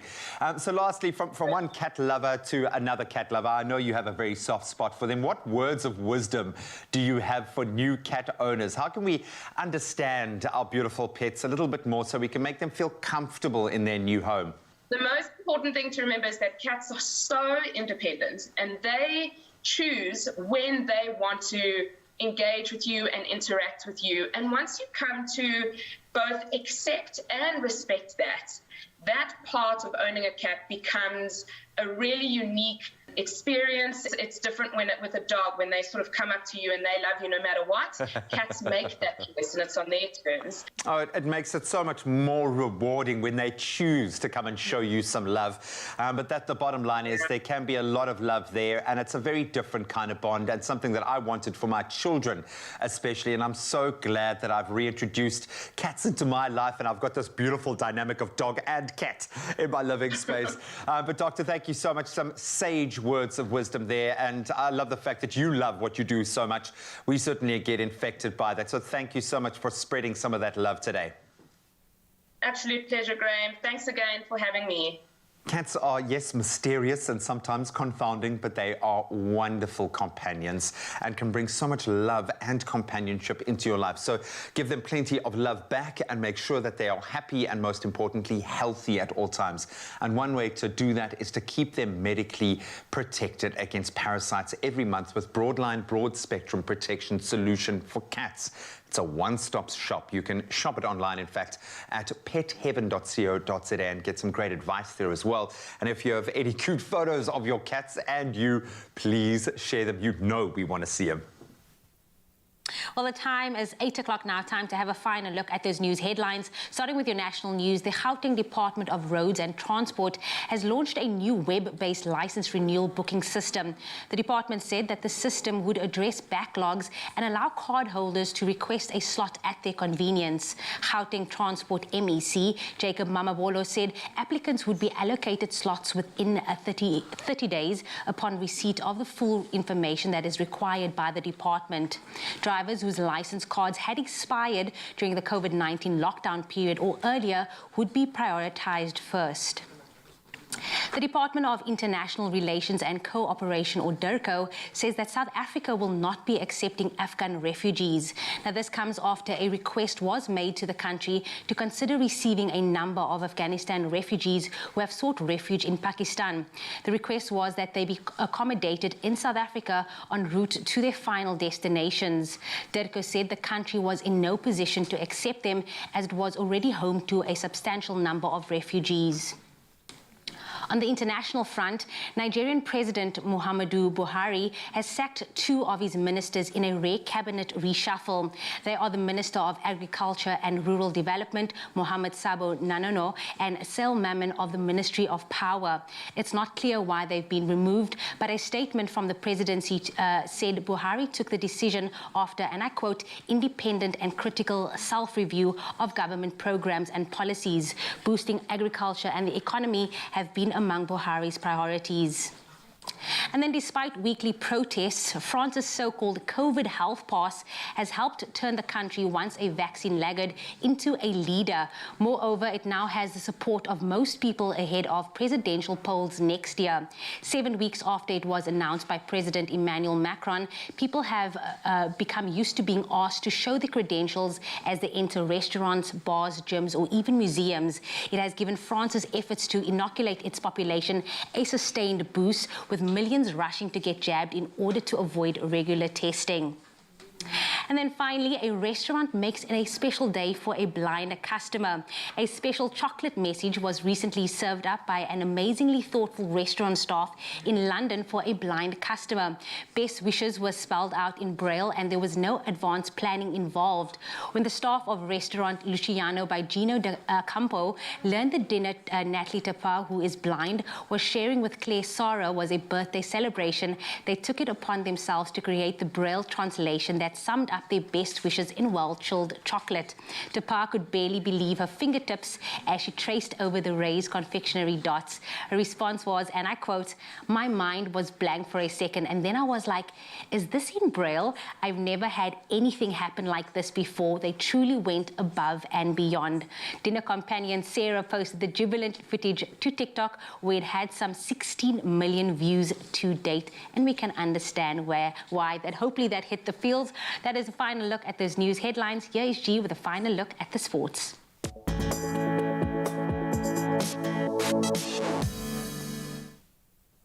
Let's start with the Paralympics. South African Paralympic icon Ernst van Dijk finished 8th in the H5 cycling road race at the Fuji International Speedway at the Tokyo Paralympics yesterday. As defending champion, 8th place was obviously not what he was hoping for, but incredibly, the 48-year-old has not ruled out a 9th appearance at the Games. That's got to be a record. And first-time Paralympian Kerwin Numdo, he just missed out on a bronze medal after finishing 4th in the F46 shot put. And then Mpumelelo Mhlongo finished 5th in his T64 long jump final with a credible leap of 6.80 meters. On to cricket. The first T20 international match between the Proteas women and the West Indies women in Antigua was called off due to rain. Now, South Africa won the toss and elected to bat, posting 135 for 3 in their 20 overs, so it looked like the right choice. But after just 2 overs in the Windies run chase, rain stopped play and the match was eventually abandoned. But we don't have to wait long for the second encounter. The next T20 between the West Indies and South Africa will kick off at 8 p.m. this evening. Then on to tennis. Reigning champion Naomi Osaka has advanced to the US Open third round with a walkover. That was after her Serbian opponent Olga Danilovic pulled out of the second round match. Now, organizers announced that the Serb withdrew due to medical reasons. The 23-year-old Osaka is now aiming for her third US Open title in 4 years, and she seems on track. That's a wrap of your sport for this morning. Let's get one last take on the weather.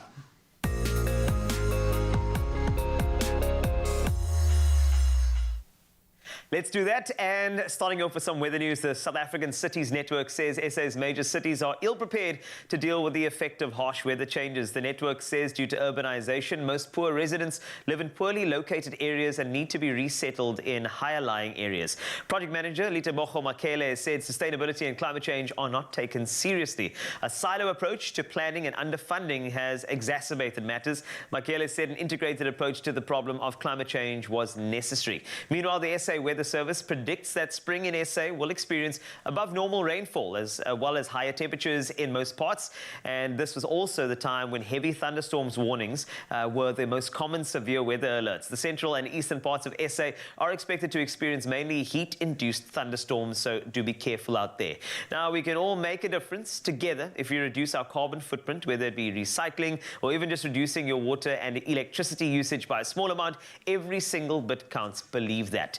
We just reported on those harsh weather conditions, and so many of our viewers over this past weekend have enjoyed the snowfall in the country. And regular contributor, this is Nick Lombard from Bushmanland, shared this message with us, and I quote, "It is snowing in the Bushmanland after a long, long time. Keep warm and safe."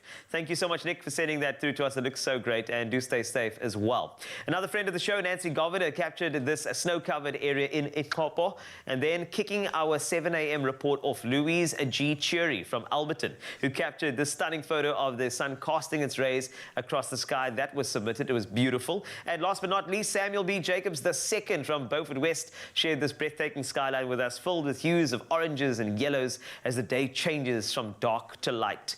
Perfect photography makes for a great breakfast show. So please, do me a massive favor. If you see something good, like the snow, flowers, even a selfie, send it through to the Expresso Facebook page. You could be featured in one of our weather segments. As we get into your temperatures and what you can expect in terms of heat or cold throughout the country, Polokwane, let's start with you. 9 degrees Celsius is where you start, but you're up to 24, which is very, very good news. Bombela, 13 is nice. 26, even better. That's later. 11 is what you can expect in Pretoria as you start your day. 25 is where you rise to. Johannesburg, 10 to 23. Mahikeng, 14. That's my favorite number. That's where you start. 27 is your high. Klerksdorp, 13 to 29 today. The same for Kimberley, except with some strong wind conditions. 12 is the minimum. Bloemfontein, 9 to 27. Richards Bay, 18 to 27 today. Pietermaritzburg, 32. That is the top of the temperatures. Well done. Durban, 19 to 27.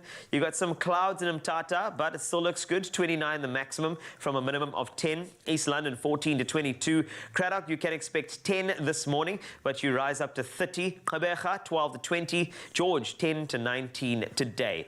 Cape Town, 18 is the maximum from a minimum of 12. Worcester, 5 to 22. Sutherland, you start your day at -1, but you're up to 18, thawing out nicely. And then, of course, Uppington, 8, and your maximum is 30 degrees Celsius.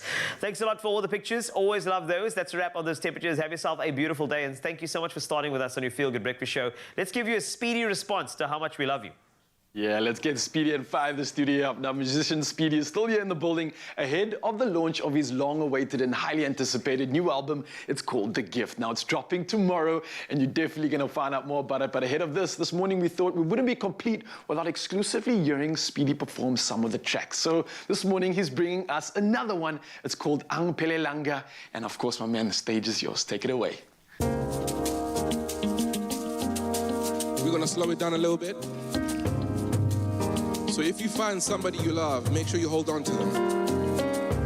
Nothing fun in being single, man, I'm telling you.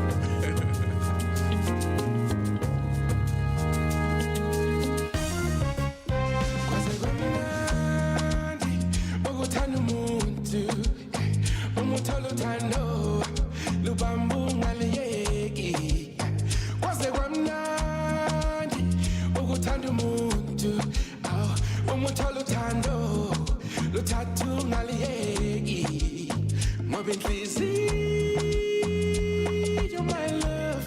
I hate to turn away. I hate to turn away, darling. Mobbing easy. You're my love. I hate to turn away. I hate to turn away, my love. I'm up among here, one pelelang.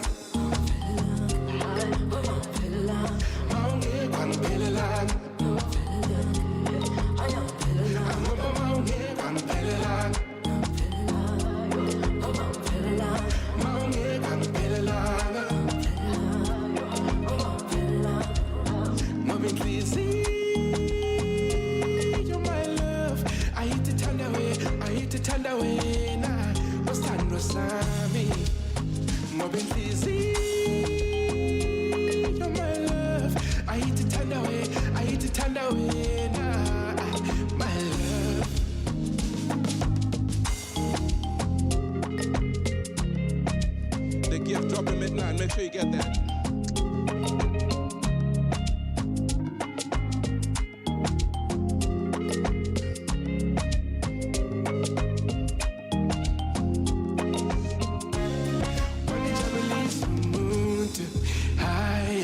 My baby, you're the love of my life.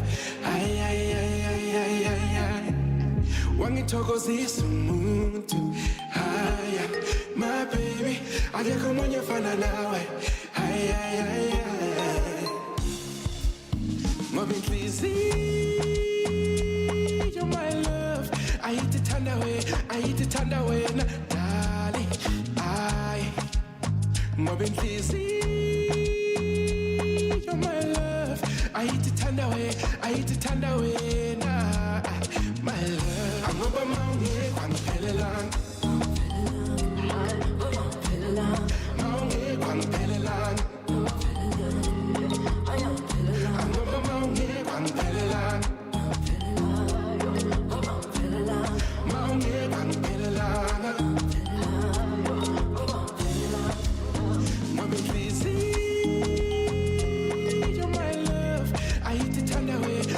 Turn away now, what's time to me? Mobbing easy.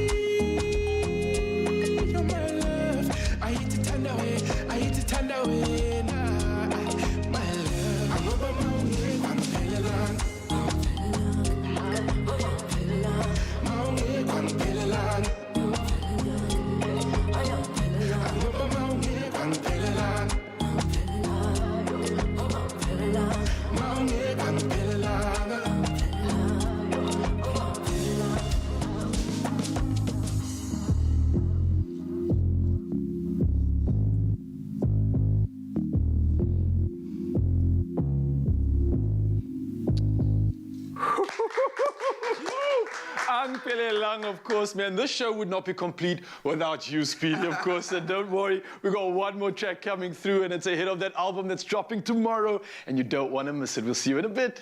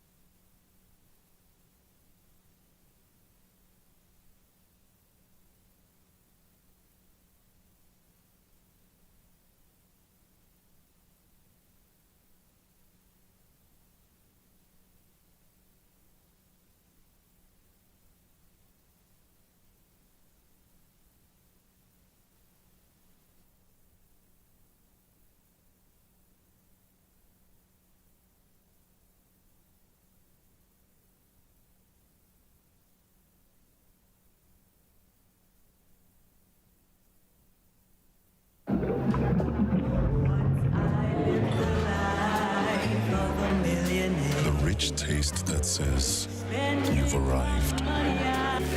Uyingakhara. Living a life of illusion. Leaving your finances on the rocks. In this world of Bazotina Bantu, do you want a bank that takes your money or a bank that takes your money seriously? It's my feel-good breakfast show. Welcome back. You are live with Expresso. Still a few moments left to savor on the show, so we're going to squeeze as much out of that as we can. Maybe even some money. Midweek slump, maybe. Well, nothing like a bit of shopping will fix that, undoubtedly, especially when it's with a voucher that we are going to give to you. Well, I say we loosely. The game is going to give to you. We are about to give you a step-by-step guide on how to win one of 25,000 Rand game shopping vouchers when you spend just 500 Rand or more in-store or online through their truckloads of deals competition. Imagine. Hey, five G's. I'm listening to you nicely. Hey, but very selfishly, because I'm thinking about winning this. It'll be so and it's for you, eh? It's not for anyone else. Is it for me? Okay, but it's actually for you. So we asked you what you would buy if you won a 5,000 Rand game shopping voucher. And I actually want to scan through to see what would come out there, because I know personally mine would all be tech. Gaming, that sort of thing. I don't know about you, but I would try and get as many sort of controllers FIFA. Just FIFA. Yeah, I'd go proper tech with it. And then I also get some stuff like out of the grocery section as well. I didn't know that they actually sold food. Nappies, bro. They've got the best deals on bulk nappies, I bought nappies bro. for Nappy Bride. Those things are expensive, man. Wow. 100%, man. Yeah, definitely. And the sporting stuff for my little one, man. They've got such cool stuff. Such cool stuff. All those sets, those cricket sets and the basketball sets and stuff. Such a good idea. Yeah. Okay, we know what we're going to do with it. But what about you? That's actually the key thing over here. So, as mentioned, you can be one of those 20 lucky shoppers to stand the chance to win a 5,000 Rand shopping voucher. And all you have to do is spend 500 bucks or more at your nearest game. This is so easy. Or you can spend it online, and you can SMS your name and your surname and your phone number and till slip or sequence number, and that'll be of what you purchased actually, and that'll be to this number. So listen carefully or read carefully: 40105. In order to enter, T's and C's do apply, and you can find them on the expressoshow.com website. And the competition, it actually runs until Tuesday, the 7th of September 2021, and that is until midnight. So good luck to you. Yeah, good luck, remember the store opening hours on Monday to Friday from 9 to 6, Saturday from 9 to 5, and Sunday and public holidays from 9 to 4. Let's get shopping, people. So here's the question I have for you. Hands up if you've ever wanted to add, DIY paint to your next home makeover.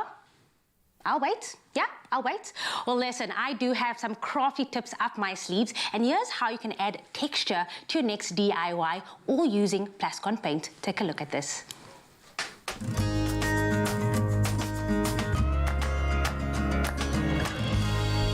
Welcome to our very first Plascon DIY episode, where today is all about texture.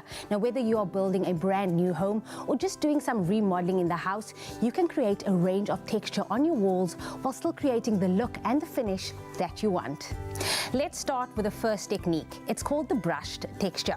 So what we're going to do is get our tray out, and we are going to be opening our beautiful Plascon cashmere. Look at that color, a beautiful copper color. It is really going to create that matte finish and the look that you want. So you're going to pour it over into our tray just to give you that finish that will just jazz up the entire home. It is low odor and has a beautiful matte finish that you want to create that perfect look in your home. You're also going to close your paint because you don't want to leak any of this beautiful color. And now it's time to get creative. You're going to take your roller, dip it into your paint like this. Now it's time to take your roller and put it on your already prepped surface like this.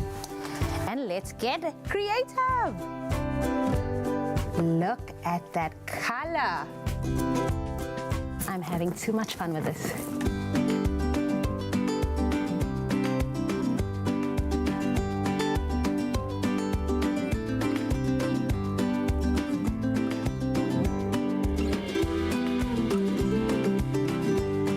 You're going to take your broom or your brush and you're going to do strokes downward. You can go upwards, you can go to the sides, and of course creating the look that you want to have. Look at that strokes, look at that finish.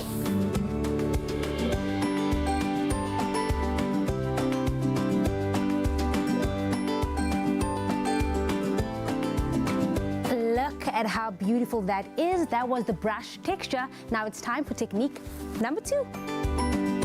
The sponge texture. Now for this design, you can use any sponge that you would like to use. You're going to dip it into your paint tray like this. And then on your surface, you're just going to dab away. Look at that. Gives you a nice abstract texture. And the finish is really so unique.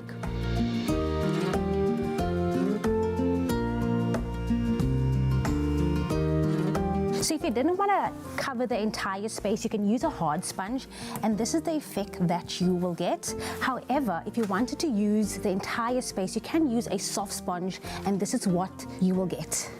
A beautiful textured background as well. And there you have it. You can decide which sponge you'd like to use, the soft one or the hard one. I'm feeling this one, so I think we should continue with it.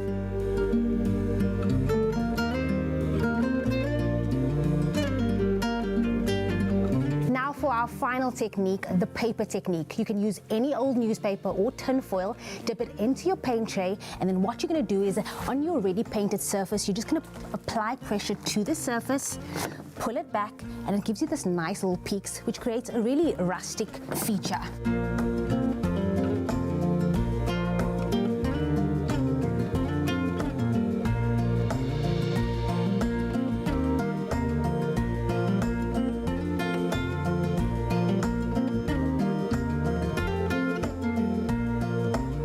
Once you're done adding texture to your surface, all you have to do is let it dry for 24 hours, sit back, relax, and enjoy your new designer home.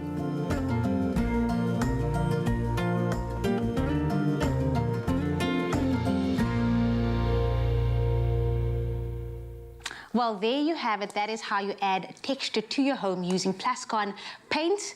DIY queen herself. More coming your way next week, so stay tuned to your Feel Good Breakfast Show.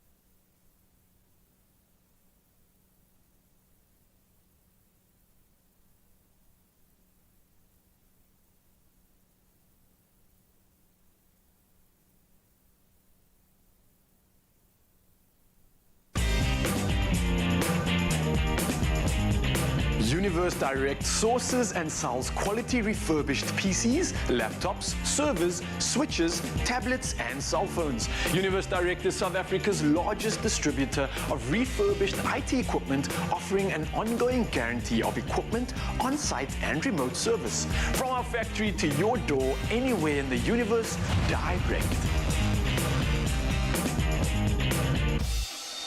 It's my feel-good breakfast show.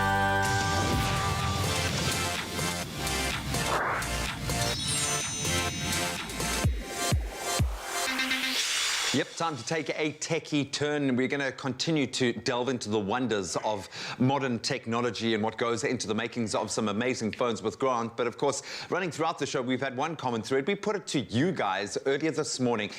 What the next piece of tech you think should be invented.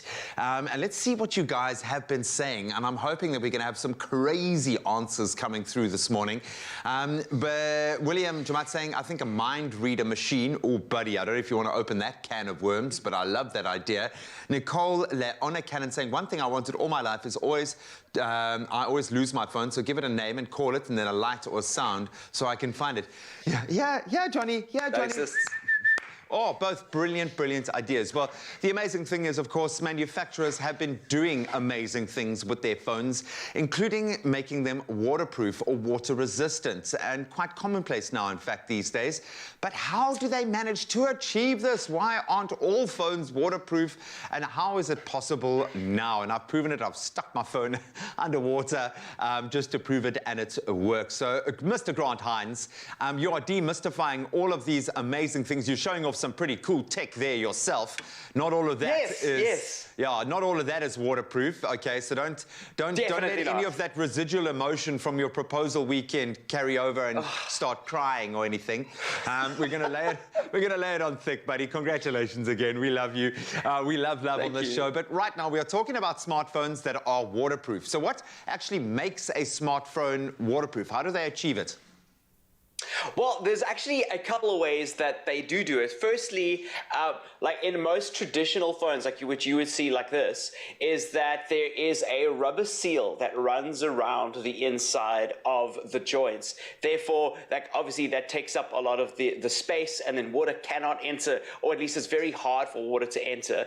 The other way is a rubber sealant. So they also will glue the joints in between the phone, and those joints will then seal up, right? And then the last way to do this, and this is actually very interesting because we are talking a little bit more about the Fold, and I do have the Fold with me, is the fact that there is a lot of moving parts. So you can't really have an adhesive, obviously, on the joints. So what they've started to do now is also add silicone onto the motherboard. So they will actually squeeze what you see in your bathrooms, that waterproof sealant, and they'll put it over the chipsets because it's not conductive, and it will then protect those components. So this is why it's also very important for you, if you don't know what you're doing, don't open up your phone, because the moment you open up your device at home on your own, you break that waterproof seal. Exactly. So that's something that's very important. Wise words in life. Don't break the seal, man. Just don't break the seal. So maybe the most important question is, where can and can't you use your phone? To what degree are our phones waterproof? Okay, so these are very good questions. The two things that I want to talk about are your IP ratings. So your phone, when you buy a phone, any phone will have an IP rating. So it'll be IP68 or IPX8 or whatever. So the new Fold is IPX8. The second number, the IP is just the protection category. That second number, X, the first one, sorry, X, where it is for this Fold, is dust resistance. So you want to make sure that it is not that it is if it is dust resistant or not. X means it hasn't been tested for dust resistance. And then the last number is a scale from 1 to 8. So not water resistance, number 1, all the way through to 8, which can be dropped under a meter. So IPX8 is really impressive for a folding device because you can then drop it underwater. So this phone on screen now is IP67, which means that it's rated 6 out of 8 for dust resistance, and then 7. So where you want to use your phone is very important now. So that's the information that you use. Even if your phone is an IP rating that can be dropped below 1 meter, and I'm telling this because there are so many dads out there. I'm talking to dads who are watching this at home who get their phone for Christmas and they go like, we're going to go to the beach, you know, and we're going to go put this in the sea. Do not put your phone in the sea. No matter what. No matter what the waterproof rating is, if there's salt, you'll get a corrosion. And also, like, the ocean is more corrosive than fresh water. So make sure that you're putting your phone in fresh water and water without sand, preferably because of that IP second rating, IPX or IPS rating. Because if you get sand in there, that could also just be tickets. Okay, so no sea, I get that, but then is it permissible to kind of drop your phone underwater in a pool to film some cool shot coming in and out? We can do that presumably with a rating of 7, 8? Definitely. Yay. So it's fresh water. Wash when you drop your phone into something like chlorine water or seawater. It's not the end of the world. Make sure that you wash it under a fresh tap of water. But please, I know there are so many dads out there, and I say this because this is I've been to so many brides. They go like, these children. Hey, I get this phone and I get it waterproof and I put it under the water. I put it at the beach, and I go, please don't do that because you've just spent like 20,000 rand on a phone, and you're putting it in the ocean. Don't do that. So not all water is the same, essentially. So yes, you can put it underwater in a pool, take some cool shots. I've done that. I've got some really cool effects out of that, but make sure that you rinse it under some fresh water so that you make sure that all the different chemicals are off of it. I love that, dude. Just the fact that we're talking about washing your phone underwater is something that we wouldn't have been able to do even like 2 years ago. So it's mind-blowing to me. But we put it to our viewers this morning to kind of throw forward, if they could invent any new cool tech, what should that tech be? And we've had a couple of cool comments come through. So let's see what the peeps have been saying. Josephine Pickstone, morning, Joe. We love you. Robots that can clean, cook, do shopping, and much more. It's called a husband, Josephine. They exist, man. They do exist. Then Nozi Sugar Plum Masejo saying an emergency device which will alert the police, paramedics, etc. of any accidents, fire, or any emergency anywhere in South Africa, mostly Makaya. I actually think there is some tech and some apps that are working in that space already. So maybe get onto your kind of app store and have a look, because you might find something that offers exactly that. I love being able to turn my phone into a baby monitor, which is something that you will do, no doubt, Grant. But here's some good news, buddy. You're going to be one of those dads soon, my friend, stuck around the bar with the other dads. So get used to it, buddy. You're going to have some young tech wizard ripping you off as well. But congratulations once again on the impending nuptials. We love the fact that you are so in love. You've brought a massive smile to my face in seeing your beautiful face during that process. So congrats once again on the engagement, my friend. Thank you so much, Mangro. That means a lot. Well, here is some more amazing news, courtesy of Samsung, and this is massive. We know how you guys love this. You have the chance of winning a Galaxy Z Flip 3 5G tomorrow on this show. Now, Grant Hines is going to join us for a Galaxy Z Foldables quiz, where we will be quizzing him, all knowing that he is, on the brand new Galaxy Z Fold 3 and the Galaxy Z Flip 3 5G. And based on how well he does, you could be the winner. For all of the details on how you could win this game-changing device, make sure that you tune in from 6 a.m. tomorrow morning. But we've got more innovation from Samsung coming your way, in fact, right now, to tide you over until tomorrow. Take a look.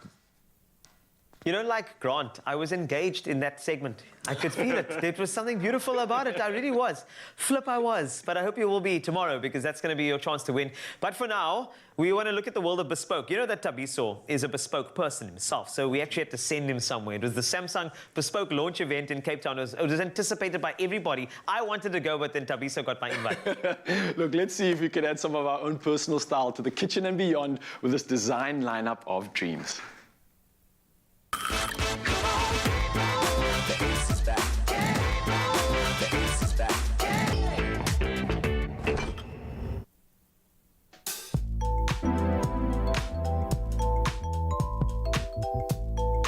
Well, here's the thing. Our homes have become more than just homes. They've become absolutely multifunctional, from the way that we use the rooms in the home to the way that we choose the finishes and touches of the interior design. But what if we could actually customize our refrigerators? What if we could do that? Well, I've got good news for you. Today we're about to find out how that's going to be possible. Samsung is introducing a brand new lineup of bespoke refrigerators. They're going to change and transform the way that you and I do refrigerator design in our homes. It's exciting. Come with me.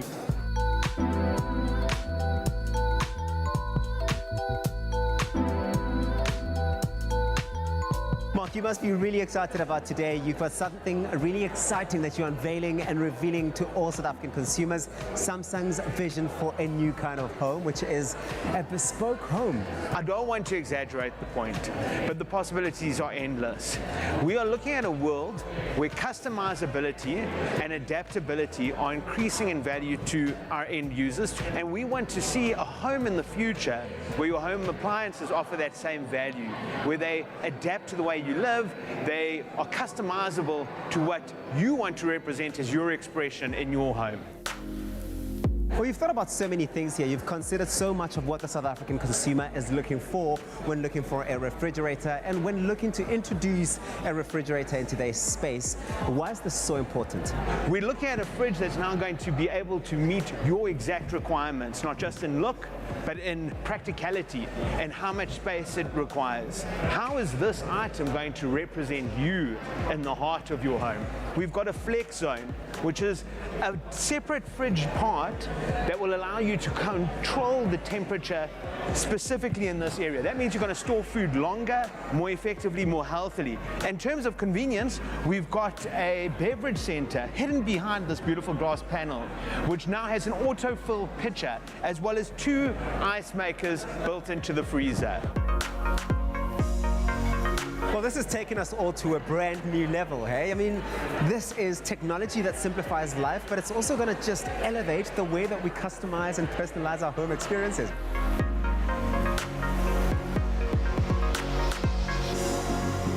Anita, you look absolutely styling. I see what you did there, matching with the fridge. But let's talk about kitchen trends, the ones we're seeing out there at the moment, and how the Samsung bespoke refrigerator matches with all of that action. So, you know, the kitchen really is the heart of the home, and with the current times we're living in with the COVID, we're spending a lot more time at home, and we're seeing the kind of trends that are coming to the front is the smart technology. We're seeing fridges that can tell you when you need to refill your milk. The bespoke fridge really speaks to all of those. It's the colors, it's customizable, it's technology. So those are some of the trends to look out for.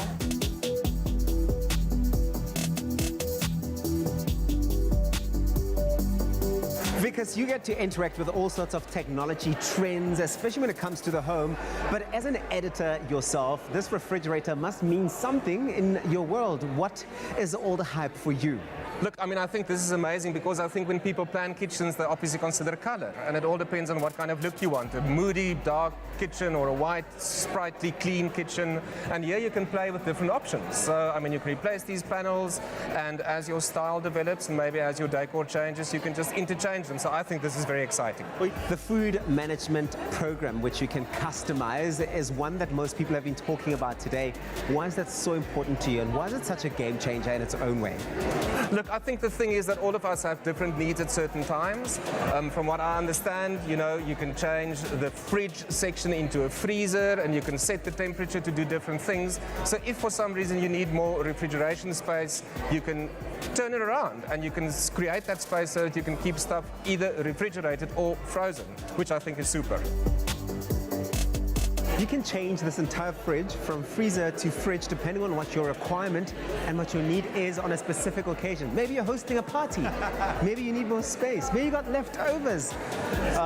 Salt.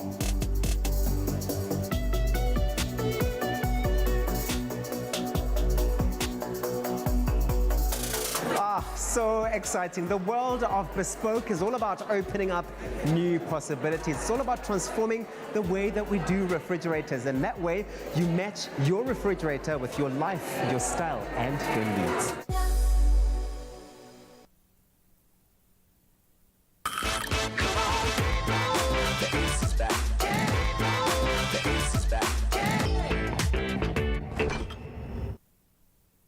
Oh, that was cool. I feel like my home and fridge is just boring now. It's so boring. Also, that's what happens at Tabisa. Takes you invite to certain events. Thanks, Samsung. Yeah. That's one of those things, but I think it's a gorgeous fridge. So if you can get it, then get 2 and then give 1 to me. Thank you.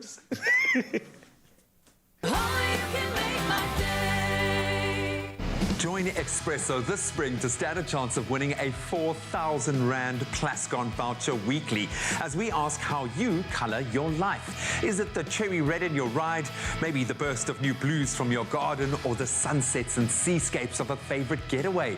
Well, answer our weekly social media question and find the terms and conditions on expressoshow.com. Then colour your life with 4,000 Rand paint vouchers to be won all spring on Expresso.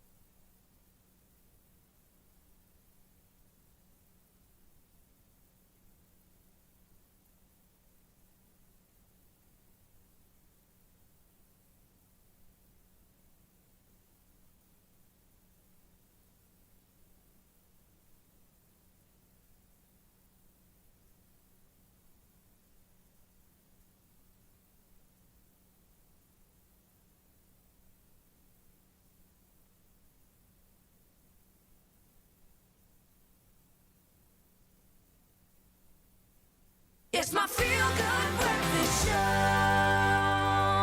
Welcome back, everybody. This is your Feel Good Breakfast Show on S3. It's time to chuckle away as we go head-to-head in a blind Chuckles taste test.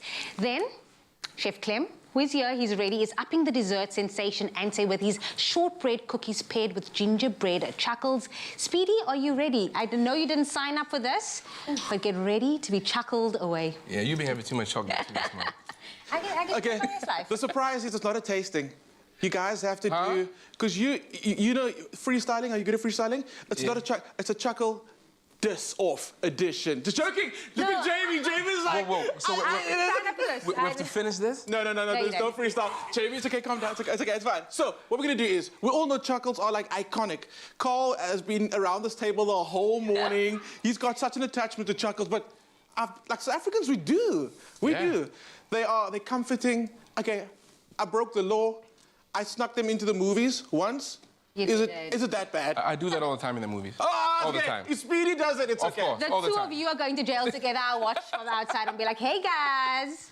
You know, that is what it is. No support. Okay, let's start. Okay, so let's start on that end over there. There's 2 spoons, but you can work out how you want to do it. So Speedy and Jamie, on the bowl on the end, give it a taste. We know there's so many different variations of chuckles. This one. So Notifier, can you tell what's what? What's going on? Inside, so we're going to guess the center. Are you a chuckles champion?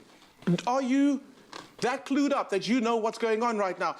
Talk to me about the flavors. Yes, we know there's chocolate. Okay, no, don't look at stuff. Okay. Speedy, my baby. Okay. Baby. Is that ginger? Okay. Ginger bread biscuit inside, crunchy yumminess. We got is it? It's the gingerbread biscuit. Yay! It's new, it's delicious. Check it out in stores. It's amazing. It's so delicious.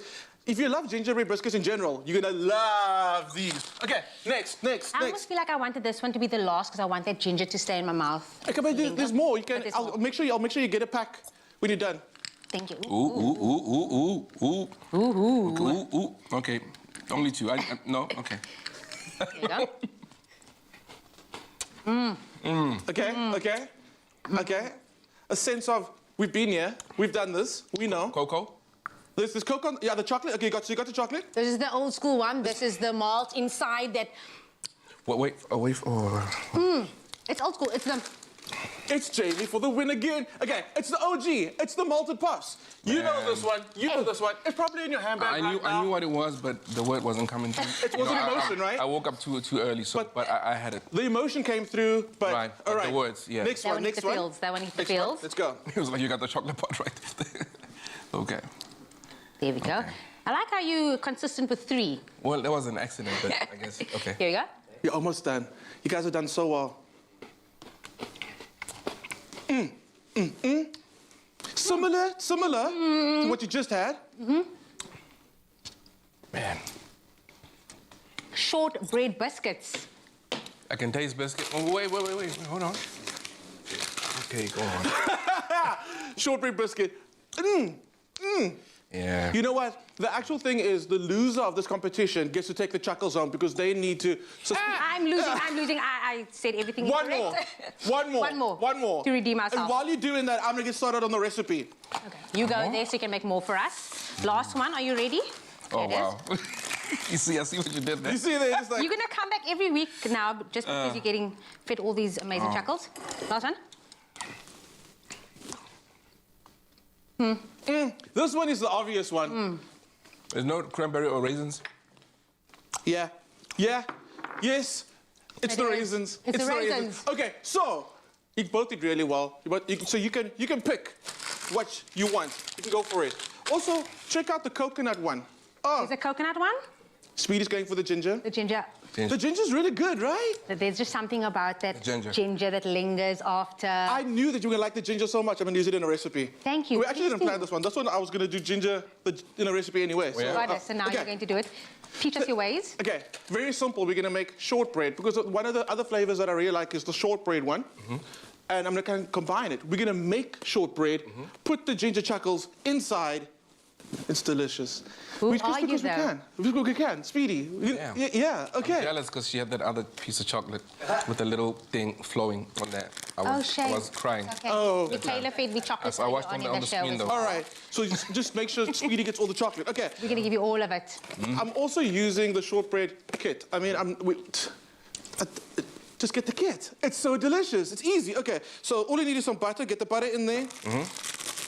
Add your mix to it. So it does help when you take your butter out the fridge a little before the time because you have to mix it into your flour and it's very cold. In Cape Town, just switch your fridge off. Put everything on the counter. It's so cold right now. Crazy. So, okay, if it is too cold, like this is quite hot, pop it in the microwave for a few seconds. Add your mix to it.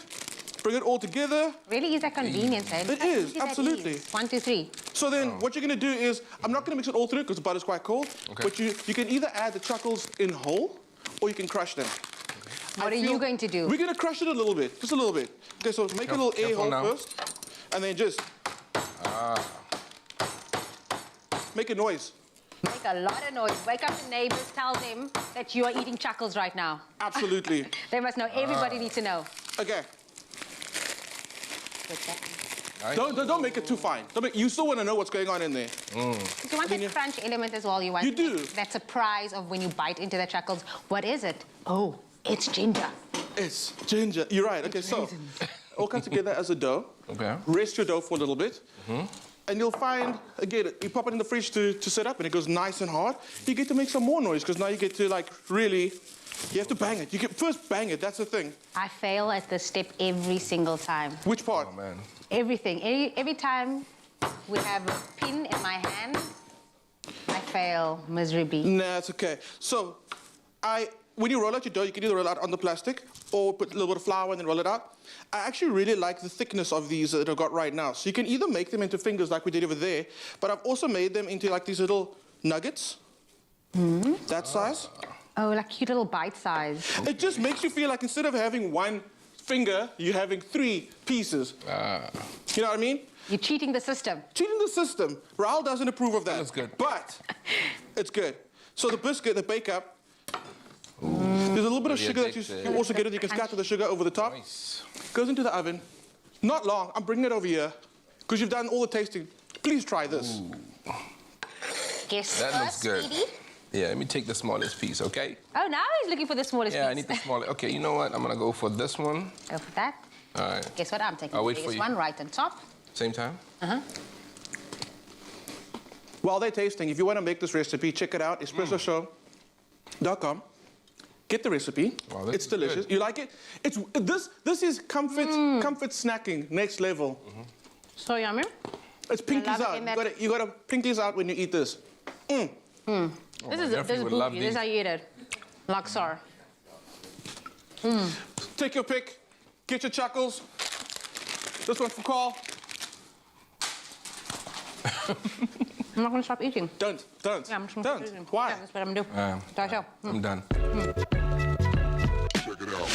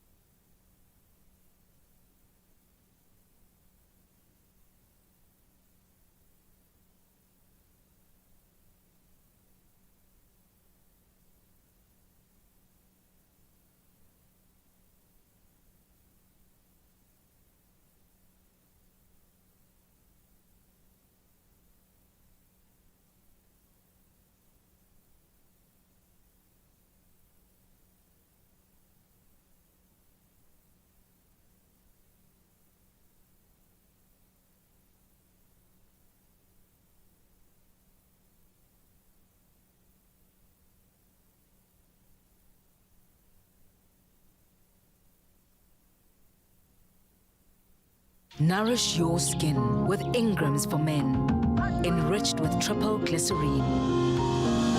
For 48-hour moisture and no stickiness. Ingram's, your skin, your brave. It's my feel-good breakfast show. We're having truckloads of fun here. And the thing, we are, because, you know, Speedy's about to perform in the next couple of minutes. I just figured that we get a couple of comments from what we mentioned earlier. So you can spend 500 Rand or more. This could be in a game store or online. And you can win 5,000 Rand. That's the big voucher you can win. But the thing is, what you're going to spend the voucher on? We want to know exactly what that is. And you gave me a couple of comments on the socials that we want to take a look at right now. So, Ryle, over to you. Here we go. Let's see what Mzansi says they're going to do with 5,000 Rand and Shay Dumplified Nakadimengs. Whoa! I'll definitely buy a laptop. My exams are about to start and my old one is broken. I like that, using it constructively and wisely. Also dumplified. I like that. That's just wow. What? I like it. Okay, Lerato is saying I would buy a laptop and, of course, groceries, which is what I mentioned earlier. Yeah. There's a grocery section, so that comes in handy. It's so incredible. Now, Portia Peterson says, I'd buy a dishwasher. Preach. She's overstanding and doing the dishes herself. I feel that. Yeah, preach. Then Anthea Boyson saying, I'll definitely buy a washing machine. Being a mother of 3 little kids and doing washing with my hands isn't easy. Anthea, I really hope you win because you're a super mom and I know that this could be yours. But remember, 500 bucks or more at any game store or online and you could be a winner and it could be you. In fact, we're giving away 20 of these vouchers, okay? Yeah. So good luck to you. I want you to spend that money, but of course win that money. More comments. More comments coming through. We've got Dumplified, obviously, we've spoken to before. Sabina says, I would like to buy a washing machine for my lovely mom. All right, Sabina Maloko coming through there. Doing the good deed with that one. I like it. And then I'm going to have to say it in the way that it's spelt here, Red Valentine. Red Valentine. I would buy groceries for my family. Of course, it's tough out there, let's be honest, but it's great the fact that Game has that section in their store, which is so convenient. Nosipo Patricia Tetwa says, I would definitely buy a washing machine for my mom. Washing machines and dishwashers are quite a trend at the moment, right? I think Oaks are just over making food and then, now I still got to clean afterwards. That's because when you invite people over and they're like, okay, I'll see you, bye, and then they left all the stuff and they didn't rinse out their cups. I see you. Okay, but moving along, there is a couple more of these comments coming through. I know that there was Cholo also mentioning something very special there, but of course, whatever it is, please get onto the Expresso Facebook page, and I want you to give the commentary as to what you'd spend 5,000 Rand on. There are so many things, washing machines, dishwashers, whatever it is, you tell us. And more importantly, spend 500 bucks or more. That'll be online or in store, and you can be a winner of that incredible voucher. And do remember, we are needing you to do the following, okay? So SMS your name and surname, phone number, toll slip or sequence number if you purchase online to 40105. That's 40105 in order to enter, and T's and C's can be found on expressoshow.com. Remember, the competition runs until Tuesday, 7 September 2021, and that runs until midnight. Yeah, and remember, of course, the store opening hours are Monday to Friday from 9 to 6, Saturday from 9 to 5, and Sunday and public holidays from 9 to 4. There's nothing more to do right now than otherwise celebrate. The man, the myth, the legend is here. He's got one more performance. Speedy's in the building. Check it out. Speedy is here, but no jokes, guys. A dishwasher will save your relationship. I'm telling you, at home, okay? I speak from experience.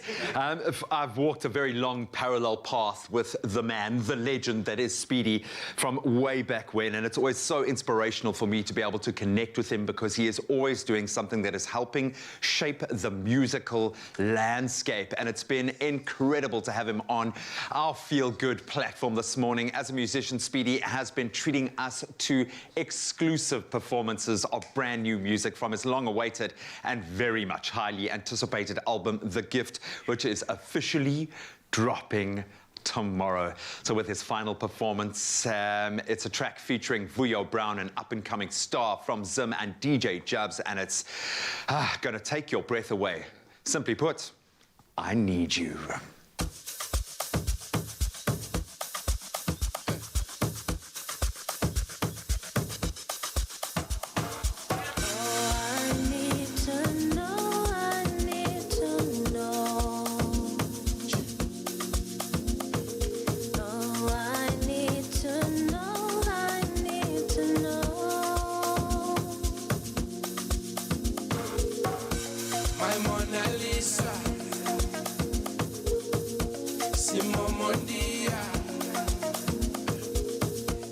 Cinderella. Oh, show. Conquer nigga, yo. 'Cause I'm here to please you, baby. Silently. Baby, you've been hiding. Itingo zako, zalekaya. Zako kusiskora ingasunduza zonke indaba for you, baby. Ingasunduza zonke, ingasunduza yonke imfula for you, baby.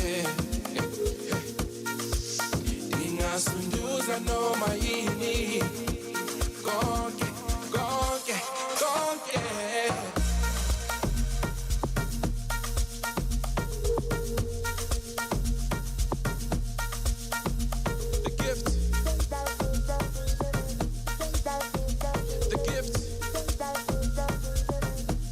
Listen.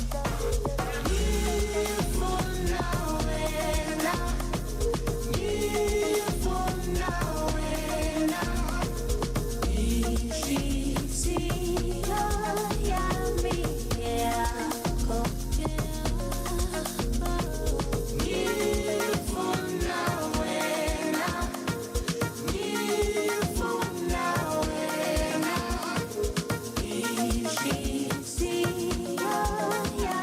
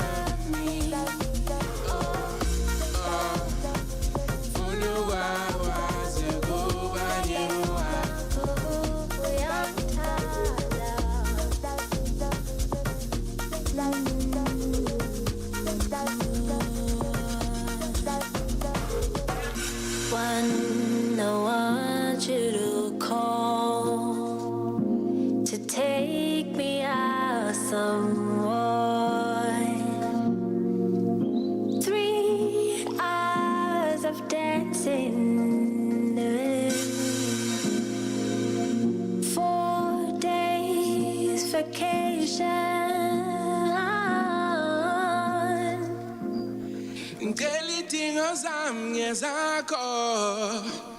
Yeah. In the field. Yes.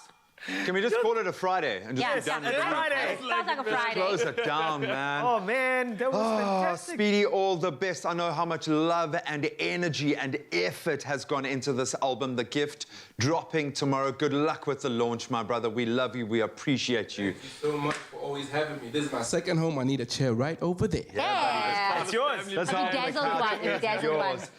It's been an inspirational show. I missed out on the chocolate eating thing. Basically, I have a sugar rush right now. Yeah. I can tell. You know, she smells like chocolate. She's like, say hi.